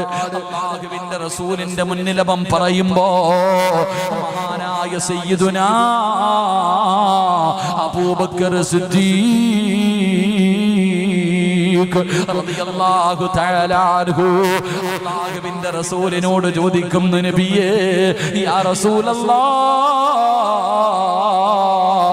അല്ലാഹുവിന്റെ പ്രവാചകരെ, എനിക്ക് തരുവോ നബിയേ? ആ സ്വർഗത്തിലെ 10 മരം ഈ പാവപ്പെട്ട അബൂബക്കറിന് തരുമോ? ഇവന് കൊടുക്കാനുള്ളത് ഞാൻ കൊടുക്കാ, യാ റസൂലല്ലാഹ്. അല്ലാഹുവിന്റെ റസൂൽ അവിടുന്ന് പുഞ്ചിരിക്കുമ്പോ അബൂ ദുജാനയുടെ അയൽവാസിയായ മുനാഫിക്കായ മനുഷ്യന്റെ കയ്യിൽ പിടിച്ചിട്ട് മഹാനായ അബൂബക്കർ സിദ്ദീഖ്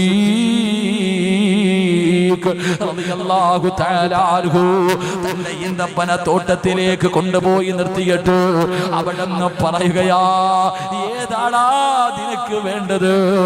ഈ കാണുന്ന ഈന്തപ്പന തോട്ടത്തിൽ നിനക്ക് ഇഷ്ടമുള്ള 10 എണ്ണം നീ എണ്ണിയെടുത്തോ. അബൂബക്കർ തങ്ങൾ കെട്ടിപ്പിടിക്കുകയാ. എന്തിനെന്നറിയോ? അള്ളാന്റെ സ്വർഗത്തിൽ നീ എനിക്ക് 10 മരം വാങ്ങിത്തന്നവരാ. എന്റെ പ്രിയപ്പെട്ടവര്, ഇന്ന് നമ്മളിൽ പലരും ഹറാം നോക്കാറില്ലല്ലോ. എങ്ങനെയും പണമുണ്ടാക്കണമല്ലോ, എങ്ങനെയെങ്കിലും തന്റെ ഭാര്യയുടെയും മക്കളുടെയും വയറ് നിറച്ചാ മതിയല്ലോ. അതുകൊണ്ടല്ലേ വളഞ്ഞ വഴിയിലൂടെ നമ്മൾ സഞ്ചരിക്കുന്നത്. എങ്കിലും നിനക്ക് നിന്റെ നാശമറിയാതെട്ടോ. നീ എങ്ങാണം മരണപ്പെട്ടു പോയി, 3 കഷ്ടം വെള്ളത്തുണിയിൽ നിന്റെ മയ്യത്തെ കുളിപ്പിച്ചിട്ട് നിന്നെ പൊതിയുമല്ലോ. നിന്റെ വീടിന്റെ അകത്ത് പുതച്ച് കിടക്കുന്ന ദിവസത്തെ കുറിച്ച് ചിന്തിക്കാത്തതെന്താ? എല്ലാവരും നിലവിളിക്കുകയാണ്. അവസാനം ഈ പള്ളിയുടെ സൈഡിലിരിക്കുന്ന മയ്യത്ത് കട്ടിലെന്ന് പറയുന്ന മോഡലില്ലാത്ത, എണ്ണയില്ലാത്ത, കോടികളുടെ വിലയില്ലാത്ത വാഹനമുണ്ടല്ലോ, നിന്റെ വീടിന്റെ മുന്നിലേക്ക് ചുമന്നുകൊണ്ട് വരികയാ. വീട്ടിലേക്ക് ഈ പള്ളിയുടെ ഏതോ ഒരു പരിസരത്തൊരു വാഹനമുണ്ട്. അത് നിന്റെ വീടിന്റെ മുന്നിൽ കൊണ്ടുവരികയാണ്. പടച്ചവനെ, 3 കഷ്ടം വെള്ളത്തുണിയുടെ മുകളിലേക്ക് നിന്നെ എടുത്ത് കിടത്തിയിട്ട് മൂക്കിന്റെ ദ്വാരം പഞ്ഞി കൊണ്ടടയ്ക്കുന്നേ. കാണേണ്ടവർ കണ്ടോ, ഇതാ പൊതിയുന്നേ. മയ്യത്തു കട്ടിൽ തോളിലേക്കുയരുന്നേ. പുരയ്ക്കുള്ളിലപ്പോൾ രോദനം ഉയരുന്നേ. അരുമക്കിടാങ്ങൾ വാപ്പയെ വിളിക്കുന്നേ. അതിനുത്തരം നൽകാതെ നീ കിടക്കുന്നേ.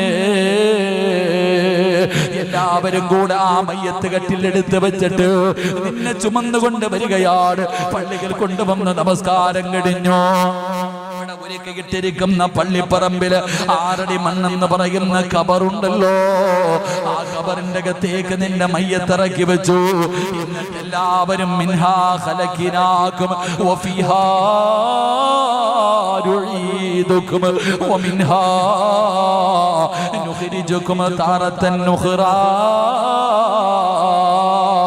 എന്ന് പിടിമണ്ണ് വാരിയെറിഞ്ഞു. അവസാനം 2 ചെടികളും നട്ട് പള്ളിയിലെ മുഅദ്ദിന് 3 പ്രാവശ്യം വെള്ളമൊഴിച്ചു. മഅസ്സലാമാ എന്ന് പറഞ്ഞുകൊണ്ട് എല്ലാവരും പള്ളിപ്പറമ്പിൽ നിന്ന് ഇറങ്ങി പോകുമ്പോ, അല്ലാഹുവേ, 10 വയസ്സുള്ള, 12 വയസ്സുള്ള, 15 വയസ്സുള്ള പൊന്നാര മകനുണ്ടല്ലോ, വാപ്പ മരിച്ചു പോയല്ലോ. വാപ്പാരെ ഖബറിന്റെ അകത്ത് ഇറക്കി വെച്ചിട്ടാ ഖബറിന്റെ ചാരത്ത് നിന്നിട്ടവൻ കരയുകയാ.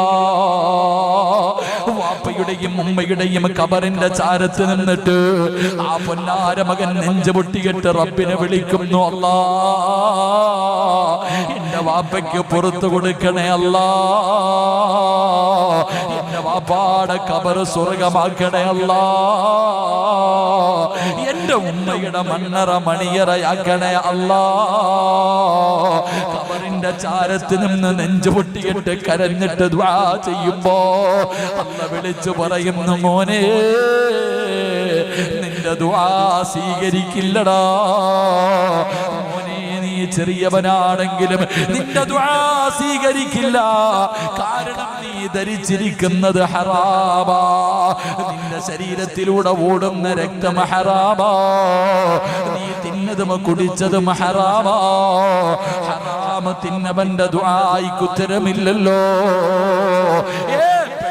പണക്കാരനാകാ, വളഞ്ഞ വഴിയിലൂടെ പണമുണ്ടാക്കുന്ന വാപ്പാ, അവസാന പള്ളിപ്പറമ്പിന്റെ മണ്ണിനകത്ത് കിടക്കുന്ന സമയത്ത് നിന്റെ പൊന്നാര മക്കള് പോലും ദുആ ചെയ്താ നിനക്കാ ദുആ കൊണ്ട് പ്രയോജനമുണ്ടാകില്ല എന്ന് പറഞ്ഞു തന്നത് മുത്തുനബിയല്ലേ. അതുകൊണ്ട് എന്റെ പ്രിയപ്പെട്ടവരോട് ഓർമ്മപ്പെടുത്തുകയാ, എന്റെ പ്രിയപ്പെട്ടവരെ, ഹറാമിന്റെ പണവുമായി വീടിന്റെ അകത്ത് കേറല്ലേ, ഹറാമ് കഴിക്കല്ലേ, ഹറാമ് മക്കൾക്ക് കൊടുക്കല്ലേ, ഹറാബ് ഭാര്യയെ കൊണ്ട് തീറ്റിപ്പിക്കല്ലോ. എന്റെ സ്നേഹനിധികളായ ബാധകൾക്കാര് കടന്നു വന്ന ഈ നാട്ടിലുള്ള എന്റെ പ്രിയപ്പെട്ട ഉമ്മമാര്, പെങ്ങന്മാരെ, നിങ്ങളോട് സ്നേഹം കൊണ്ട് പറയുകയാ, അല്ലാഹുവിന്റെ റസൂൽ അവിടെന്ന് പറയുകയാ, റോഡിലൂടെ വഴിയിലൂടെ നടന്നു പോകുന്ന ഒരു പെണ്ണിനെ കാണിച്ചിട്ട് ലോകത്തിന്റെ നേതാവ് പറഞ്ഞു കൊടുക്കുന്നു, ആ പോകുന്ന പെണ്ണ് സ്വർഗത്തിലാ. പറയുന്നത് ലോകത്തിന്റെ നേതാവാണ്, അല്ലാഹുവിന്റെ പ്രവാചകനാണ് കാണിച്ചു കൊടുക്കുന്നത് സ്വർഗത്തിന്റെ അവകാശിയായ പെണ്ണിനെ കാണണോ. ആ പോകുന്ന പാവപ്പെട്ടവടെ സ്വർഗത്തിന്റെ അവകാശിയാ. അല്ലാഹുവിന്റെ റസൂൽ ആരെയാ കാണിച്ചു കൊടുത്തത്? ആയിഷാനയല്ല, ഖദീജയല്ല, ഫാത്തിമാനയല്ല, പിന്നെ ആരെയാ? പൊന്നുമോളെ, ഒരു വിറക് വെട്ടുകാരന്റെ ഭാര്യ,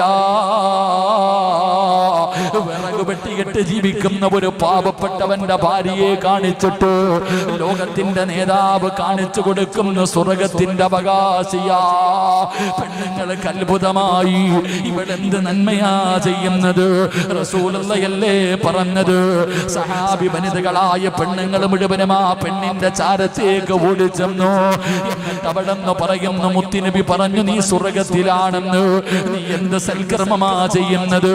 നീ എന്തെങ്കിലും പ്രത്യേകമായിട്ട് ചെയ്യാറുണ്ടോ?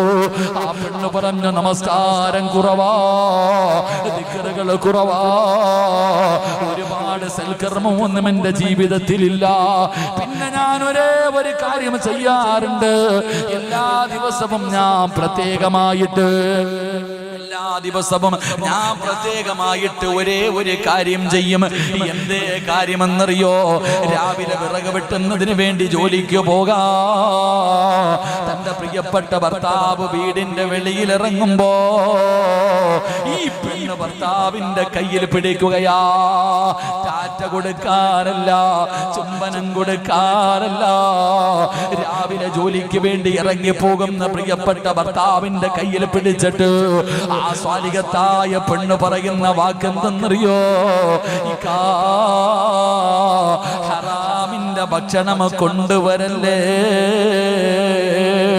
ഹറാമിന്റെ പണം കൊണ്ടുവരല്ലേ, പട്ടിണി കിടക്കാൻ തയ്യാറാ, പച്ചവെള്ളം കുടിച്ച് കിടക്കാൻ തയ്യാറാ, ഹറാമിന്റെ ഭക്ഷണം എനിക്കും എന്റെ മക്കൾക്കും തിന്നാൻ തരരുത് എന്ന് തന്റെ ഭർത്താവിന്റെ കയ്യിൽ പിടിച്ചിട്ട് ഓർമ്മപ്പെടുത്തുന്ന പെണ്ണാ. അവൾക്ക് ആ പെങ്ങളെ സ്വർഗമുള്ളത്. അല്ലാതെ യവനെ കൊന്നിട്ടാണെങ്കിലും, പലിശക്കെടുത്തിട്ടാണെങ്കിലും, ലോൺ എടുത്തിട്ടാണെങ്കിലും, പണയം വെച്ചിട്ടാണെങ്കിലും, പിടിച്ചു പറിച്ചിട്ടാണെങ്കിലും എനിക്കും എന്റെ മക്കൾക്കും തിന്നാൻ തരണമെന്ന് പറയുന്ന പെണ്ണിന് നരകമാ. അങ്ങനെ ഒരു പെണ്ണാകാ നീ പാടില്ല, അങ്ങനെ ഒരു വിഭാഗത്തിൽ വരാ പാടില്ല. അതുകൊണ്ട് 4000 പ്രവാചകന്മാരുടെ കൂടെ നടന്ന മഹാൻ പറയുകയാ, മോനെ ഭക്ഷണം കടിച്ചോ, എന്ത് ഭക്ഷണം വേണമെങ്കിലും നീ കടിച്ചോ, പക്ഷേ തൊണ്ടയുടെ താഴേക്ക് ഹറാമിറക്കല്ലേ, ഹറാമ് കടിക്കല്ലേ, ഹറാമ് തിന്നല്ലേ, എങ്കിൽ ഖസറ ദുനിയാ വല്ലാഹിറ, നിന്റെ ദുനിയാവും ആഖിറവും നഷ്ടപ്പെടുകയാ. സർവ്വതും പോയി വാപ്പാ. പള്ളിയിൽ 5 നേരം നിസ്കരിക്കുന്ന പിതാവിന്റെ പോക്കറ്റിന്റെ അകത്ത് തെളിഞ്ഞിരിക്കുന്നത് 2000ന്റെ നോട്ടല്ല. ണ്ടോന്ന് എനിക്കറിയില്ല. ഞങ്ങളുടെ നാട്ടിലൊക്കെ പള്ളിയിൽ 1-ാമത്തെ സഫിൽ കാണും. 1-ാമത്തെ സഫിൽ നമസ്കാരം കഴിഞ്ഞിട്ട് ഇമാമ് തിരിഞ്ഞിരുന്നിട്ട് ഇങ്ങനെ ദുആ ചെയ്യുമ്പോ കാണാം ലോട്ടറി ഇങ്ങനെ തെളിഞ്ഞിരിക്കുക പോക്കറ്റിൽ. അള്ളാഹു ഈമാൻ തരുമാറാകട്ടെ. ഇവിടെ ഉണ്ടോ സാധനം? അള്ളാഹു കാത്തുരക്ഷിക്കട്ടെ. വേറെ എന്തെങ്കിലും കാണോ? അതില്ലെങ്കിൽ വേറെ ലോട്ടറി ഇല്ല. ഈ നാട്ടിൽ അടച്ചനെ ഞങ്ങളുടെ നാട്ടിലൊക്കെ കോടിയാ. എത്ര ഓണബമ്പർ എത്ര ആയിരുന്നു ഷാരിയാണ് കോടി? 1 കോടി രൂപ.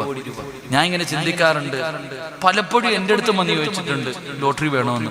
ഈ കോലത്തിരിക്കുമ്പോഴും വന്നിട്ടേക്കും വേണോന്ന്. ഞാൻ പറയുന്ന മറുപടി സൂക്ഷിക്കാൻ വയ്യാത്തോണ്ട്. ഈ പൈസ എല്ലാം കൂടെ 1 കോടി രൂപ അടിച്ചാൽ ഞാൻ എന്ത് ചെയ്യില്ലേ? അള്ളാഹു കാത്തുരക്ഷിക്കുമാറാകട്ടെ. എപ്പോഴും ചിലരൊക്കെ ചോദിക്കും, ഒന്ന് എടുത്തു നോക്കണം സിറാജ, ചിലപ്പോൾ നിനക്ക് വല്ല ഭാഗ്യം ഉണ്ടെങ്കിലോ, അങ്ങനെ പറയാറുണ്ട്. പക്ഷെ എടുത്തു കഴിഞ്ഞാൽ മസല മാറും. അള്ളാഹു കാത്തിരിക്കും. ലോട്ടറി എടുക്കാൻ പാടില്ല, പക്ഷെ എടുത്തിട്ട് അടിച്ചു കഴിഞ്ഞാൽ മസല മാറും, ഇല്ലേ? അപ്പൊ എന്താ മറുപടി പറയാ? ലോട്ടറി എടുക്കാൻ പാടില്ല, ഹറാമാ, പക്ഷെ എടുത്തു എന്ന് സങ്കല്പിക്കാം. അപ്പൊ 1 കോടി രൂപ അടിച്ചു. അപ്പൊ എന്നോട് ചോദിച്ചാൽ പറയും, അടിച്ചില്ല, ഇനിയിപ്പോ 1 കോടി രൂപ കളയാൻ പറ്റുമോ? പാവങ്ങൾക്ക് കൊടുക്കാം. ഇതാ മസ്സല. അള്ളാഹു കാത്തിരക്ഷിക്കുമാറാകട്ടെ. അതുകൊണ്ട് എൻ്റെ പ്രിയപ്പെട്ടവരോട് പറയുകയാ, ഈ തൊണ്ടയ്ക്ക് താഴെ നീ എന്തിറക്കുമ്പോഴും 1 മിനിറ്റ് നീ ചിന്തിക്കണം. അതെന്തുമാകട്ടെ. മഹാനായ സയ്യിദന അബൂബക്കർ സിദ്ദീഖ് റളിയല്ലാഹു തആല അൻഹു ഒരൽപ്പം പാല് കുടിച്ചതിന്റെ പേരിൽ വായിക്കകത്ത് കൈ കുത്തി ഇറക്കിയിട്ട് ഛർദിക്കുക. പടച്ചവനെ, ബ്ലഡ് വരുന്ന വായിലൂടെ, ബ്ലഡ് വരിക. ആ രീതിയിൽ പോലും കൈയിട്ടിട്ട് ഛർദിച്ച് എന്തിനാ? ഹറാം അകത്തു പോയതിന്റെ പേരിൽ. എൻ്റെ പ്രിയപ്പെട്ട സഹോദരങ്ങളെ, നമ്മൾ സൂക്ഷിക്കാറില്ല. പല മാതാപിതാക്കളും പറയുന്നു, ഉസ്താദെ മക്കള് പറഞ്ഞാൽ അനുസരിക്കണില്ല. എങ്ങനെ അനുസരിക്കാനാ വാപ്പ? എങ്ങനെ അനുസരിക്കാനാ? ഹറാമല്ലേ മക്കൾക്ക് കൊടുക്കുന്നത്? മക്കൾ ഇട്ടിരിക്കണ വസ്ത്രം പോലും ഹറാമിന്റെ പൈസ കൊടുത്ത് വാങ്ങിയത്, ഹറാമിന്റെ പൈസ കൊടുത്ത് വാങ്ങിച്ച ഭക്ഷണമാ മക്കൾ കഴിക്കുന്നത്. രക്തം പോലും ഹറാമ്. പിന്നെ എങ്ങനാ? അള്ളാഹു നമ്മുടെ മക്കളെ സ്വാലിഹീങ്ങളാക്കി തരുമാറാകട്ടെ. അതുകൊണ്ട് എൻ്റെ പ്രിയപ്പെട്ട ഉമ്മ പെങ്ങന്മാരോട് പറയുന്നു, അൽഹംദുലില്ലാ, അള്ളാഹുവിന്റെ പള്ളിയുടെ കീഴിൽ ഇവിടെ ഒരു സ്കൂള് തുടങ്ങുകയാ. LKG UKG 1ാം ക്ലാസ് സ്റ്റാർട്ടിങ്. അൽഹംദുലില്ലാ. ചെറുപ്പത്തിലെ ഒരു ഉദാഹരണം ഞാൻ ചോദിക്കാം. ഉസ്താദിന്റെ അടുക്ക വന്നിട്ട് പറയും, ഉസ്താദെ എൻ്റെ മോൻ നന്നാവുന്നില്ല, ഉസ്താദെ ദുആ ചെയ്യാൻ. എപ്പോ? 15ാമത്തെ വയസ്സിൽ. പൊന്നാര ചങ്ങാതി ഒരു വാഴ വെച്ചു. ഇവിടെ ഞാനൊരു വാഴ വെച്ചു. ഈ വാഴ വളർന്നു, കൊലച്ചു, അങ്ങനല്ലേ പറയാ? പഴമായി. പഴമായപ്പോ പഴ ഇങ്ങനെ ഉണങ്ങിയിരിക്കുക. നല്ല പഴമായില്ല, പഴം ഇങ്ങനെ ഉണങ്ങിയിരിക്കുക. ഞാൻ അപ്പൊ പോയിട്ട് 1 ചാക്ക് വളം വാങ്ങിച്ചിട്ട് അതിന്റെ ചോട്ടി കൊണ്ടിട്ടിട്ട് കാര്യമുണ്ടോ? ഉണ്ടോ? പറ മനുഷ്യന്മാരുണ്ടോ? എന്താ ഇല്ലാത്ത? വാഴയ്ക്ക് വളമല്ലേ വേണ്ടത്?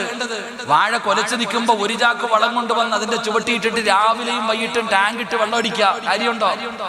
പോയി ഫായിദ നെയ്യേ. എപ്പോ എന്ത് ചെയ്യണമായിരുന്നു? എന്ത് ചെയ്യണമായിരുന്നു? പറ, ഞാൻ എന്താ ചെയ്യേണ്ടത്? പറ, ഞാൻ എന്ത് ചെയ്യണമായിരുന്നു? ആദ്യം ഞാൻ ചിന്തിക്കണം, ഈ കിടക്കണ പൊട്ടത്തറയ്ക്കകത്ത് വാഴ വെച്ചാൽ കിളിക്കുമെന്ന് ആദ്യം ചിന്തിക്കണ്ട. ഈ കാണുന്ന ഈ സ്ഥലത്ത് ഞാനൊരു വാഴ വെച്ചാൽ ആ വാഴ കിളിക്കുമോ എന്ന് ആദ്യം ഞാൻ നോക്കണമായിരുന്നു. അപ്പൊ കിളിക്കും. അൽഹംദുലില്ലാ, ഒരു നല്ല തൈ കൊണ്ടുവന്നു. ഏത് വെക്കണം? നല്ലത് പോകണം. ഏതെങ്കിലും ഏത്തപ്പഴം വേണോ, അല്ലെങ്കിൽ ചുമന്ന പഴം വേണോ, കറുത്ത പഴം വേണോ? നല്ല പഴമൊക്കെ. അപ്പൊ നല്ലൊരു കാ മേടിച്ചു കൊണ്ടുവന്ന് ഇവിടെ വെച്ചു. വളമൊക്കെ ഇട്ടു, വെള്ളം ഒഴിച്ചു, രാവും പകലും നോക്കി നോക്കി നോക്കി എല്ലാം ചെയ്തു. അൽഹംദുലില്ലാ, വളർന്നു വന്നു. നല്ല ഒരു കൊല കിട്ടും. ഞാൻ പറഞ്ഞത് എന്താ എന്ന് നിങ്ങൾക്ക് ചിലപ്പോൾ മനസ്സിലാക്കിയിട്ടുണ്ടാവും. ഞാൻ പറഞ്ഞ കാര്യം, നല്ല മക്കളെ വേണമെന്ന് പറഞ്ഞാൽ 1 ദിവസം കൊണ്ട് പറ്റൂല. നല്ല മക്കളെ കിട്ടണമെങ്കിൽ ആദ്യം എന്ത് ചെയ്യണം? മഹാനായ സയ്യിദന ഉമർ ഇബ്നുൽ ഖത്താബ് റളിയല്ലാഹു തആല അൻഹു, ഉമർ റളിയല്ലാഹു തആല അൻഹുവിന്റെ മുന്നിൽ ഒരു വാപ്പ തന്റെ മകന്റെ കയ്യെ പിടിച്ചോണ്ട് വരുക. ഉസ്താദിന്റെ അടുക്ക വരുന്ന പോലെ ഇപ്പോഴും വരും. ഒന്ന് തലയെ പിടിച്ച് ഓതു ഉസ്താദേ, ഒരു ചരട് ഓതിക്കൊട്ട് ഉസ്താദേ. ഉമർ റളിയല്ലാഹു തആല അൻഹുവിന്റെ മുന്നിൽ വാപ്പ മകനെയും പിടിച്ചോണ്ട് വന്നിട്ട് പറയണ, കുർത്തക്കേട്, പറഞ്ഞ അനുസരിക്കണില്ല, എന്നെ ബഹുമാനിക്കണില്ല, എന്നെ അടിക്കാൻ വരുന്നു, ഒന്ന് ഉപദേശിക്കാൻ. ഉമർ റളിയല്ലാഹു തആല അൻഹു വിളിച്ചിരുത്തിയിട്ട് പറഞ്ഞടാ പൊന്നാര ചങ്ങാതി, ഈ ചങ്ങാതിയുടെ ഈ നിന്റെ ഉമ്മാടെ കാൽച്ചുവട്ടില സ്വർഗം കിടക്കണേ. ഈ ചങ്ങാതി സ്വർഗത്തിന്റെ കവാടവ. ഇവരുടെ പൊരുത്തുണ്ടെങ്കിലേ നിനക്ക് രക്ഷപ്പെടാൻ പറ്റൂ. എല്ലാം പറഞ്ഞു കൊടുത്തു. ഈ കുട്ടി ഇങ്ങനെ നിന്ന് കേട്ടു. കുരുത്തക്കെട്ടവനാണെങ്കിലും അനുസരണയോടെ കേട്ടു. അതങ്ങനെയാണ് ചില മക്കള് ഉസ്താദന്മാരുടെ മുന്നിൽ വരുമ്പോ ഇങ്ങനെ നിൽക്കും. അവന്റെ മുടി പറവയെ പോലെ പറക്കുന്നുണ്ടാകും. 2 സൈഡും മുടി കിടന്നാൽ ഉസ്താദിന്റെ മുന്നിൽ വരുമ്പോ എന്തൊരു താഴ്മയെന്നറിയും. അപ്പൊ ഉമർതങ്ങൾ ഇതെല്ലാം പറഞ്ഞു കൊടുത്തു. ഇവ ഇങ്ങനെ നിന്ന് കേട്ടു. എന്നിട്ട് അവസാനം വാപ്പ വിചാരിച്ചു ഇവ നന്നായെന്ന്. അവസാനം ഈ പയ്യൻ ഉമർതങ്ങളോട് ചോദിച്ചു, ഇത്രയും നേരം പറഞ്ഞത് എനിക്ക് എൻ്റെ മാതാപിതാക്കളോടുള്ള കടമയെക്കുറിച്ചാ, എന്നാ തിരിച്ചൊന്ന് ചോദിക്കട്ടെ, ഇല്ലെ വെടിയിട്ടതുപോലെ ആയിപ്പോയി. ഈ പയ്യന്റെ ചോദ്യം കേട്ടിട്ട് ഉമർതങ്ങൾ തന്നെ ഞെട്ടിയിട്ടുണ്ടാവും. തിരിച്ചങ്ങട്ടി ചോദിച്ചു. ഇപ്പൊ ഞാൻ ഇന്നൊരു ഈ അടുത്തൊരു സഹോദരൻ പറഞ്ഞതാ, ഒരു ചെറിയ മകൻ പറഞ്ഞു ഉമ്മാടെ കാൽച്ചുപെട്ടിലാ സ്വർഗം കിടക്കുന്നത്. അപ്പൊ അവൻ ചോദിക്കുക, വാപ്പാടെ കാലിന്റെ ഊട്ടി ജഹന്നമാണ് കിടക്കണേന്ന്. അള്ളാഹു കാത്തിരി ഓൻ ചോദിച്ചതാ, അള്ളാഹുവിനെ സാലിഹാക്കി കൊടുക്കുമാറാകട്ടെ. തമാശക്കാണെങ്കിൽ ഞാൻ ഇന്ന് ആ പയ്യനെ കണ്ടിട്ടാ വരട്ടെ. ഞാൻ ചോദിക്കുന്നത്, അങ്ങനെ ചോദിക്കുന്നവരുണ്ട്. അപ്പൊ ഈ ചെറുക്കൻ ഉമർ റളിയല്ലാഹു തആല അൻഹുവിനോട് ചോദിച്ചു, തങ്ങളെ എന്റെ വാപ്പായ്ക്ക് എന്നോട് വല്ല കടമയുണ്ടോ? ഇത്ര നേരം തിരിച്ചാ പറഞ്ഞു, ഇനിയുണ്ടോ? ഉമർ റളിയല്ലാഹു തആല അൻഹു പറഞ്ഞു, 3 കടമയുണ്ട് മോനെ. എന്താ തങ്ങളെ? ഒന്നാമത്തെ കടമ, നിനക്ക് നല്ല ഒരു ഉമ്മാനെ തരണം. 2, നല്ല പേരിടണം. 3, നിനക്ക് അദബ് പഠിപ്പിച്ചു തരണം. ഇവൻ പറയാ, ഇത് 3 എന്റെ വാപ്പ ചെയ്തിട്ടില്ല. ഈ പറഞ്ഞ 3 കാര്യം, ഒന്നെന്തേ, അള്ളാനെ പേടിയുള്ള ഒരു ഉമ്മായി കൊടുക്കണം. എന്റെ ഉമ്മയാണെങ്കിൽ മുസ്ലിം പോലും അല്ല, ഒരു മജൂസിയുടെ അടിമയാണ്. പിന്നല്ലേ, എന്റെ ഉമ്മ മുസ്ലിം പോലും അല്ല. അതാ പറഞ്ഞത്, ഈ ഇവിടെ വാഴ വെച്ചാൽ കിളിക്കുവോ നോക്കണമെങ്കിൽ ആദ്യം കെട്ടുന്ന പെണ്ണിന് ദീനുണ്ടോ നോക്കണം. അതാ പറഞ്ഞേ, അള്ളാന്റെ റസൂൽ സല്ലല്ലാഹു അലൈഹി വസല്ലമ തങ്ങൾ പറഞ്ഞതല്ലേ, ദീനുള്ള ഫളുഫറു ബിദാത്തി ദീൻ. ഖുർആൻ പറഞ്ഞല്ലോ, നല്ല കൃഷിയിടത്തിൽ വിത്തിറക്ക്, നല്ല വിളവ് കിട്ടും. അള്ളാഹു ഈമാൻ തരുമാറാകട്ടെ. അപ്പൊ ആ പയ്യൻ പറഞ്ഞു, 1, എന്റെ ഉമ്മ മുസ്ലിം പോലും അല്ല. 2, നല്ല പേരിടണം. 2, നല്ല പേരിടണം. ഇവൻ പറയും, എന്റെ വാപ്പ എനിക്കിട്ടേക്കുന്ന പേര് കരിവണ്ടെന്ന. എന്നാ പേരെന്നറിയോ? ജ്വാല, അങ്ങനെയാണോ പറയണേ? കരിവണ്ടെന്ന് പറയും. അതെന്തെന്നറിയില്ല. ഈ വെട്ടത്തിലൊക്കെ ഇങ്ങനെ പറന്നു വരുന്ന ഒരു കറുത്ത വണ്ടുണ്ട്, ചിറകൊള്ള. ഇവിടെ എന്ത് പേര് പറയുന്ന എനിക്കറിയില്ല. വാപ്പ ഇട്ടിരിക്കണ പേരതാ. നിന്റെ ഇങ്ങോട്ട് നോക്കിയ ചിരിക്കണില്ലേ? സ്വന്തം മക്കളുടെ പേരിന്റെ അർത്ഥം അറിയണ വാപ്പമാരൊന്ന് കൈപൊക്കിക്ക്. ആരെങ്കിലും ഒന്ന് പൊക്കറോ? ശരി പോട്ട്, നിങ്ങളുടെ പേരിന്റെ അർത്ഥം അറിയണവരൊന്ന് കൈവക്ക്. സ്വന്തം പേരിന്റെ അർത്ഥം അറിയണവര് നിങ്ങളാ ചിരിക്കണേ. അല്ലാഹു ഈമാൻ തരുമാറാകട്ടെ. ഇതാണ് അവസ്ഥ. മക്കൾക്ക് പേരിടുമ്പോ ഫേസ്ബുക്കിൽ നോക്കും. പലരും ചോദിക്കാറുണ്ട്, ഉസ്താദ് ഇതിന്റെ അർത്ഥം എന്താ? ഞാൻ ചോദിക്കുക, എന്നോട് പേര് പറയുമ്പോൾ ചോദിക്കുന്ന ഫേസ്ബുക്കിലെ അർത്ഥം ഉസ്താദന്മാരോടൊന്നും ചോദിക്കത്തില്ല. പേരിങ്ങനെ സെലക്ട് ചെയ്ത് വെക്കും, വെറൈറ്റി പേരുകൾ. പണ്ടൊരുത്ത എന്നോട് പറഞ്ഞു, ഉസ്താദ് എന്റെ മകൾക്ക് വെറൈറ്റി പേരാ. അല്ലാഹ്, അതെന്ത് പേരാ അപ്പൊ വെറൈറ്റി പേര്? എനിക്ക് അത്ഭുതം തോന്നിയിട്ടുണ്ട്. അവൻ പറയാം, അങ്ങനെ ഒരു പേര് ഇന്ന് വരെ കേട്ടിട്ടില്ലെന്ന്. അപ്പൊ എനിക്കൊന്ന് കേൾക്കാൻ തോന്നി, വല്ല അസറായിലെന്നോ വല്ല മീക്കായിലെന്നൊക്കെ ആണെങ്കിലോ. അപ്പൊ ഞാൻ ചോദിച്ചു, പേരെന്താണ്? അപ്പൊ പറയാ, ഫാത്തിമ നിഫാസ്. ഞാൻ പറഞ്ഞു, നല്ല പേരാണ്. എന്താ പേര്? ഫാത്തിമ നിഫാസ്. ഫാത്തിമ എന്ന് പറഞ്ഞ മുത്തുനബിയുടെ മോളുടെ പേര്. നിഫാസ് എന്ന് പറഞ്ഞ പ്രസവ രക്തം. പ്രസവിച്ചിട്ട് വരുന്ന രക്തം ഉണ്ടല്ലോ. ഞാൻ പറഞ്ഞ അടുത്തതിന് ഹൈലൊന്നും കൂടിടാൻ. അപ്പൊ പിന്നെ ഹീനാൻ പേച്ചിക്ക് മരപ്പട്ടി കൂട്ടുന്നുണ്ട്. ചിരിക്കൊന്നും വേണ്ട. നിന്റെ മക്കൾക്കിട്ടിരിക്കുന്ന പേരിന്റെ അർത്ഥം ഒന്ന് ഗൂഗിളിൽ അടിച്ചു നോക്ക്. പള്ളിയിൽ ഉസ്താദിന്റെ അടുക്ക വന്നിട്ട് നിന്റെ സ്വന്തം മക്കളുടെ പേരിന്റെ അർത്ഥം ചോദിച്ചു നോക്ക്. അല്ലാഹു അഅലം. അല്ലാഹു കാത്തിരക്ഷിക്കുമാറാകട്ടെ. അപ്പൊ മോൻ പറഞ്ഞ മറുപടി, ഉപ്പാ തങ്ങളെ, എന്റെ വാപ്പ എനിക്കിട്ടിരിക്കുന്ന പേര് കരിവണ്ടെന്ന. 3, എന്റെ വാപ്പ ഇന്ന് വരെ ഖുർആനിലെ ഒരക്ഷരം എന്നെ പഠിപ്പിച്ചിട്ടില്ല. ഖുർആനിലെ ഒരക്ഷരം പോലും എന്റെ വാപ്പ എന്നെ പഠിപ്പിച്ചിട്ടില്ല. എന്റെ പ്രിയപ്പെട്ട സഹോദരങ്ങളെ, അങ്ങനെയുള്ള മക്കള് നാളെ നിനക്കെതിരായില്ലെങ്കിലല്ലേ ഉള്ളൂ. അതുകൊണ്ട് എൻ്റെ ഉമ്മമാരോട് ഞാൻ പറയുന്നു, ഈ പള്ളിയുടെ കീഴിൽ നടക്കുന്ന ദീനീപരമായിട്ടുള്ള ഒരു സ്കൂളിന് തുടക്കം കുറിക്കുകയാണ്. അൽഹംദുലില്ലാഹ്, രാവിലെ ഫാത്തിഹ ഓതിയിട്ട് തുടങ്ങും. ചിന്തിച്ചു നോക്കിച്ചു, അള്ളാന്റെ ഖുർആനും ഫാത്തിഹ ഓതിയിട്ട് തുടങ്ങുന്നു. അൽഹംദുലില്ലാഹ്, നല്ല കാര്യങ്ങൾ പഠിപ്പിക്കുന്നു. ദുനിയാവും വേണം, ആഖിറവും വേണം. റബ്ബന ആതിനാ ഫിദ് വമിൻഹും മയ്യഖൂലു റബ്ബന ആതിനാ ഫിദ് ദുനിയാ ഹസന. ഖുർആൻ സൂറത്തുൽ ബഖറ പറഞ്ഞു, 2 സൈസ് മാതാപിതാക്കളുണ്ട്. ഒന്നാമത്തെ മാതാപിതാക്കൾ ദുആ ചെയ്യുന്നത് റബ്ബന ആതിനാ ഫിദ് ദുനിയാ ഹസന, ദുനിയാവിലെല്ലാം വേണം, ആഖിറം വേണ്ട. എന്നാൽ രണ്ടാമതൊരു വിഭാഗമുണ്ട്, വമിൻഹും മയ്യഖൂലു റബ്ബന ആതിനാ ഫിദ് ദുനിയാ ഹസന വഫിൽ ആഖിറതി ഹസനതൻ വഖിനാ അദാബന്നാർ. അരപ്പാവാടയിട്ട് തൊഴുതുകൊണ്ട് നിൽക്കണം, സ്കൂളിൽ വിട്ട് നിന്റെ മക്കളെ പഠിപ്പിക്കുന്നു. നിസ്കരിക്കാൻ വിടുവോ സ്കൂളിൽ? നീയൊക്കെ ചിന്തിക്കണം, നിന്നെയൊക്കെ അള്ള വെറുതെ വിടുവോ? നീ സ്കൂളിൽ മക്കളെ പഠിപ്പിക്കാൻ വിടുന്നു. എത്ര സ്കൂളിലാ വെള്ളിയാഴ്ച ജുമാ നിസ്കരിക്കാൻ അനുവാദം കൊടുക്കുന്നത്? നിങ്ങളുടെ മക്കൾ പഠിക്കുന്ന സ്കൂളുകളിൽ വെള്ളിയാഴ്ച പോലും നിസ്കരിക്കാൻ 5 വഖത്ത് ളുഹർ മഅ്സർ എന്തേ നിന്റെ മക്കൾക്ക് നിസ്കാരം ഇല്ലേ? ളുഹർ മഅ്സർ നമസ്കരിക്കാൻ അൽഹംദുലില്ലാഹ് ഇങ്ങനെയുള്ള സ്ഥാപനങ്ങളാകുമ്പോൾ, സ്കൂളുകളാകുമ്പോൾ എല്ലാം ഇവിടെ പഠിപ്പിക്കുന്നല്ലോ. നല്ല കാര്യങ്ങൾ പഠിപ്പിക്കുന്നു, ദുനിയാവും ആഖിറവും. അൽഹംദുലില്ലാഹ്, എത്രയോ സ്ഥാപനങ്ങൾ, ഹുദവികൾ, വാഫികൾ, എത്രയോ പേര് ഡോക്ടറും എഞ്ചിനീയറും എത്രയോ വലിയ വലിയ തലങ്ങളിലേക്ക് എത്തുന്നു. എല്ലാം പഠിപ്പിക്കുന്നുണ്ടല്ലോ, പഴയതുപോലൊന്നുമല്ലല്ലോ. അപ്പൊ അൽഹംദുലില്ലാഹ്, നിങ്ങളുടെ ജമാഅത്തിന്റെ കീഴിൽ ഇങ്ങനെ ഒരു സ്കൂൾ നടക്കുമ്പോൾ അൽഹംദുലില്ലാഹ്, എൻ്റെ മക്കളെ ഞാൻ അവിടെ വിട്ട് പഠിപ്പിക്കും. എൻ്റെ മക്കൾ ദുനിയാവിലും ആഖിറത്തിലും ഉപകരിക്കുന്ന മക്കളാകണം, നാളെ എന്നെ സ്വർഗത്തിൽ കൊണ്ടുപോകുന്ന മക്കളാകണം, എൻ്റെ കണ്ണിന് കുളിർമയുള്ള മക്കളാകണം. എൻ്റെ മക്കൾ കാരണം കണ്ണുനീര് കുടിക്കേണ്ട ഒരു ഗതികേട് എനിക്ക് വരാൻ പാടില്ല എന്ന് ഓരോ മാതാപിതാക്കളും തീരുമാനിക്കും. ആദ്യം ചെയ്യേണ്ടത്, എൻ്റെ പ്രിയപ്പെട്ടവരെ എല്ലാവരും, കമ്മിറ്റിക്കാരുൾപ്പെടെ, ഷെരീഫുക്ക ഉൾപ്പെടെ, ഞാൻ അങ്ങനെ പറയും, ഷെരീഫുക്കായുമായിട്ട് അത്രയും ഒരു ബന്ധം. ആദ്യം മാതൃകയാകേണ്ടത് വീട്ടിലെ മക്കളെയൊക്കെ കൊണ്ടുവിടണം കേട്ടോ. ഷെരീഫുക്ക പോയാ മക്കളെയും പഠിപ്പിക്കാനൊക്കെ വിടണമെന്ന്. അൽഹംദുലില്ലാ അൽബിറിലൊക്കെ പഠിപ്പിക്കുന്ന ചങ്ങാതിമാര് അൽബിറിൽ വിടുന്നവരുണ്ട്. ഞാൻ പറയുന്നത് ചെറുപ്പത്തിലെ കൊച്ചിലെ ശീലം ചുടലവരെ, ഈ ചെറുപ്പത്തിൽ പഠിക്കുന്നതാണ് എൻ്റെ പ്രിയപ്പെട്ടവരെ മരണം വരെ കൂടെ നിൽക്കുന്നത്. അതുകൊണ്ട് അൽഹംദുലില്ലാ ഈ നാട്ടിലെ എൻ്റെ ഉപ്പമാരോട്, എൻ്റെ ഉമ്മമാരോട് ഞാൻ പറയുന്നു, നീയാണ് നൊന്ത് പ്രസവിച്ചത്, ഭർത്താവിന് നിന്റെ വേദനയെക്കുറിച്ച് അറിയില്ല. അത്രയും കഷ്ടപ്പെട്ട് നീ വളർത്തിയ നിന്റെ മക്കൾ, ആ മക്കള് നാളെ പടച്ച റബ്ബിന്റെ കോടതിയിൽ വരുമ്പോ ഖുർആൻ പറയുന്നുണ്ട്, അള്ളാഹുവിന്റെ പരിശുദ്ധമായ ഖുർആൻ പറയുന്നു, ചില മക്കൾ അള്ളാഹുവിനോട് പറയും, പടച്ചവനെ എൻ്റെ കാല് പൊള്ളുന്നു റബ്ബേ, എൻ്റെ കാല് പൊള്ളുന്നു റബ്ബേ, എൻ്റെ ഉമ്മാനെ ഒന്ന് മലത്തി കടത്തിത്താ അല്ലാ, ആ നെഞ്ചത്ത് കയറി ഞാനൊന്ന് നിൽക്കട്ടെ അല്ലാ. ഖുർആൻ പറഞ്ഞതല്ലേ, അള്ളാഹുവിന്റെ പരിശുദ്ധമായ ഖുർആൻ പറയുകയാ, എന്റെ പ്രിയപ്പെട്ട ഉമ്മമാരോട് സ്വന്തം കൂടപ്പറപ്പിനെ പോലെ പറയുകയാണ്, ഏറ്റവും വലിയ വേദന എന്തെന്നറിയുമോ?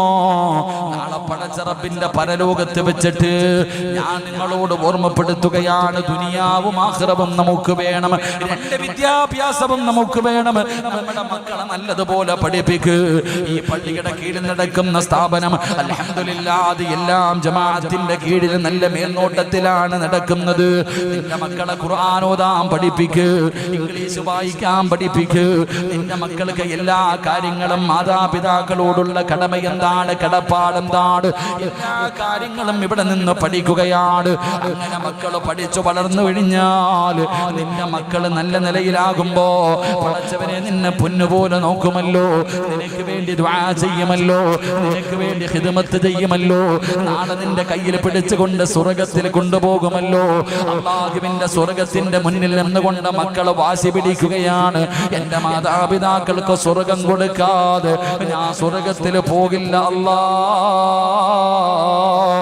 എന്നും മക്കൾ നാളെ സ്വർഗത്തിന്റെ മുന്നിൽ കിടന്ന് മത്സരിക്കുമെന്ന് പ്രവാചകൻ പറയുമ്പോ, അല്ലാതെ മക്കള് തലതിരിഞ്ഞു പോയാ, ഉസ്താദേ ഏറ്റവും കൂടുതൽ പൈസ കൊടുത്ത് പഠിപ്പിക്കുന്ന സ്കൂളിലെ എന്റെ മക്കളെ പഠിപ്പിക്കൂ, അവര് വലിയ വലിയ സ്കൂളിൽ മാത്രമേ വിടാറുള്ളൂ.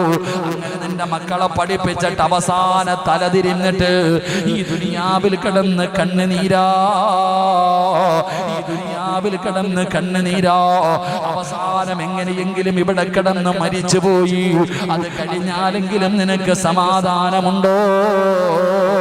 പള്ളിപ്പറമ്പിലും നിന്നെ വെറുതെ വിടില്ല, പള്ളിപ്പറമ്പിലും നിന്നെ വെറുതെ വിടില്ല. അല്ലാഹുവേ, ഓരോ വെള്ളിയാഴ്ച ദിവസവും മരിച്ചുപോയ മാതാപിതാക്കളുടെ ഖബറിന്റെ മുകളിൽ ഒരാഴ്ച ഞാനും നിങ്ങളും ചെയ്ത പാപങ്ങളും നന്മകളും മലക്കുകൾ പറഞ്ഞു കൊടുക്കുമെന്നാണ്.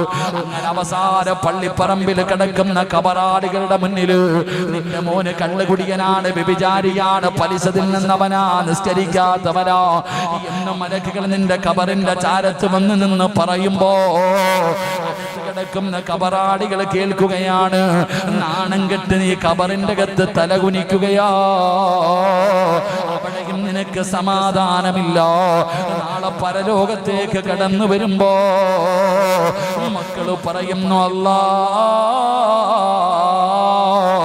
എന്നെ നശിപ്പിച്ചതെന്റെ ഉമ്മയാ അല്ലാ, എന്നെ നശിപ്പിച്ചതെന്റെ വാപ്പയാ അല്ലാ, ഞാൻ ചെറിയ കുട്ടിയാണ്, എനിക്കറിവില്ലായിരുന്നു, എന്റെ ഉമ്മയുടെ വാസിയാ എന്നെ അവിടെ കൊണ്ടുവിട്ടത്, ഞാൻ ഇങ്ങനെയാകാൻ കാരണം എന്റെ ഉമ്മയാണ്, അതുകൊണ്ട് എനിക്ക് തരുന്നതിനേക്കാളും 2 ഇരട്ടി ശിക്ഷ എന്റെ മാതാപിതാക്കൾക്ക് കൊടുക്കണേ അല്ലാ. പടച്ചവരെ, കാല് പൊള്ളുന്നു റബ്ബേ, ഉമ്മാനമൊന്ന് മലത്തി കടത്തി തരുമോ അല്ലാ, നെഞ്ചത്ത് കയറി ഞാനൊന്ന് നിൽക്കട്ടെ റബ്ബേ.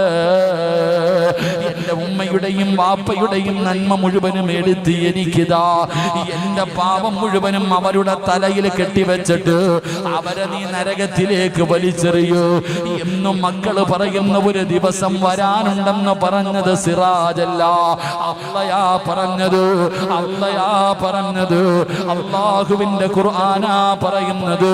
അതുകൊണ്ട് പെങ്ങള് ദുനിയാവും ആഖിറവും വേണം, മക്കള് സ്വാലിഹീങ്ങളാകണം, പെമ്മക്കള് സ്വാലിഹത്തുകളാകണം, രണ്ടുപേരും അല്ലാഹുവിനെ പേടിച്ച് ജീവിക്കുന്നവരാകണം. അപ്പോഴാണ് സമാധാനമുള്ള ജീവിതം ഉണ്ടാകുന്നത്. അങ്ങനെ അല്ലാഹുവിനെ പേടിച്ചൊരു ഭാര്യയും ഒരു ഭർത്താവും തന്റെ മക്കളും ജീവിക്കുമ്പോഴാണ് നീ യാസീൻ ഓതുമല്ലോ.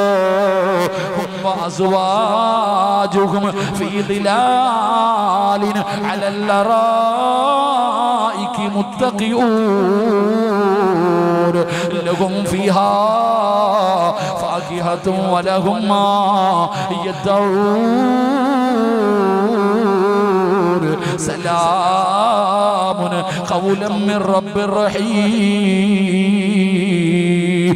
നാളെ പടച്ച റബ്ബിന്റെ സ്വർഗത്തില് നീയും നിന്റെ ഭർത്താവും നിന്റെ മക്കളും കൂടെ സ്വർണത്തിന്റെ ചാരുകസേലയിൽ ഇരുന്ന് സുഖിക്കുകയാ. സ്വർഗത്തിലെ ഹൂറിനീങ്ങളായ പെണ്ണുങ്ങൾ നിനക്ക് ഖിദ്മത്ത് ചെയ്യാൻ നിൽക്കുകയാണ്. ആ സമയത്താണ് സ്വർഗത്തിലേക്ക് കടന്നു വരുന്ന മലക്കുകൾ പോലും അവിടെ നിന്ന് പറയുന്നു സലാ, നിനക്കും നിന്റെ ഭർത്താവിനും നിന്റെ മക്കൾക്കും സലാം പറയുകയാണ്. ആ സമയത്താണ് ഈ നാട്ടിലെ പെണ്ണ് ചോദിക്കുകയാ, ആയിഷ എങ്ങനെയാടി നിനക്ക് ഈ പ്രതിഫലം കിട്ടിയത്? ദുനിയാവിൽ നീ ജീവിച്ചതുപോലെ നിന്റെ ഭർത്താവും നിന്റെ മക്കളും ഇവിടെയും നിങ്ങൾ ഒരുമിച്ചാണല്ലോ. സ്വർഗത്തിൽ കാണുന്നവർ മുഴുവനും ചോദിക്കുന്ന ഒരവസരമാ നിനക്ക് വേണ്ടത്. അതുകൊണ്ട് പറയുകയാ, മക്കളെ നല്ലതുപോലെ വളർത്ത്, ദീൻ പഠിപ്പിച്ചു കൊടുക്ക്, മയ്യത്ത് കുളിപ്പിക്കാൻ പഠിപ്പിച്ചു കൊടുക്ക്, മയ്യത്ത് നമസ്കരിക്കാൻ പഠിപ്പിച്ചു കൊടുക്ക്, യാസീൻ ഓതാൻ പഠിപ്പിച്ചു കൊടുക്ക്, ദിക്റുകൾ പറയാൻ പഠിപ്പിച്ചു കൊടുക്ക്, നമസ്കരിക്കാൻ പഠിപ്പിച്ചു കൊടുക്ക്. എന്റെ പെങ്ങള് ചെറുപ്പത്തിലെ നിന്റെ മക്കളെ ദീനീ ബോധമുള്ള മക്കളാക്കൂ. അവരെ ചെറുപ്പത്തിലെ പഠിപ്പിക്കൂ, നല്ല കാര്യങ്ങൾ അവരുടെ ഹൃദയത്തിലേക്ക് വെച്ച് കൊടുക്കൂ. അതാണ് വളർന്നു വരുമ്പോ നിന്റെ മക്കൾ ജീവിതത്തിൽ പ്രാവർത്തികമാക്കുന്നത്. അതുകൊണ്ട് എന്റെ പ്രിയപ്പെട്ടവരോട് ഓർമ്മപ്പെടുത്തുകയാ, അല്ലാഹുവേ ഒരു നല്ല സംരംഭത്തിന് തുടക്കമാവുകയാ. നല്ലതുപോലെ തീരുമാനിക്കൂ, ഒരാളെ പോലും വിടാതെ നിന്റെ മക്കളെ കൊണ്ടുവന്ന് നീ പള്ളിയിലെ മുറ്റത്തുള്ള സ്കൂളിലേക്ക് ഏൽപ്പിച്ചു കൊടുക്ക്. അല്ലാഹുവേ ദുനിയാവിലും ആഖിറത്തിലും ഉപകരിക്കുന്ന മക്കളാക്കണേ അല്ലാ, സ്വർഗത്തിൽ കൊണ്ടുപോകുന്ന മക്കളാക്കണേ അല്ലാ.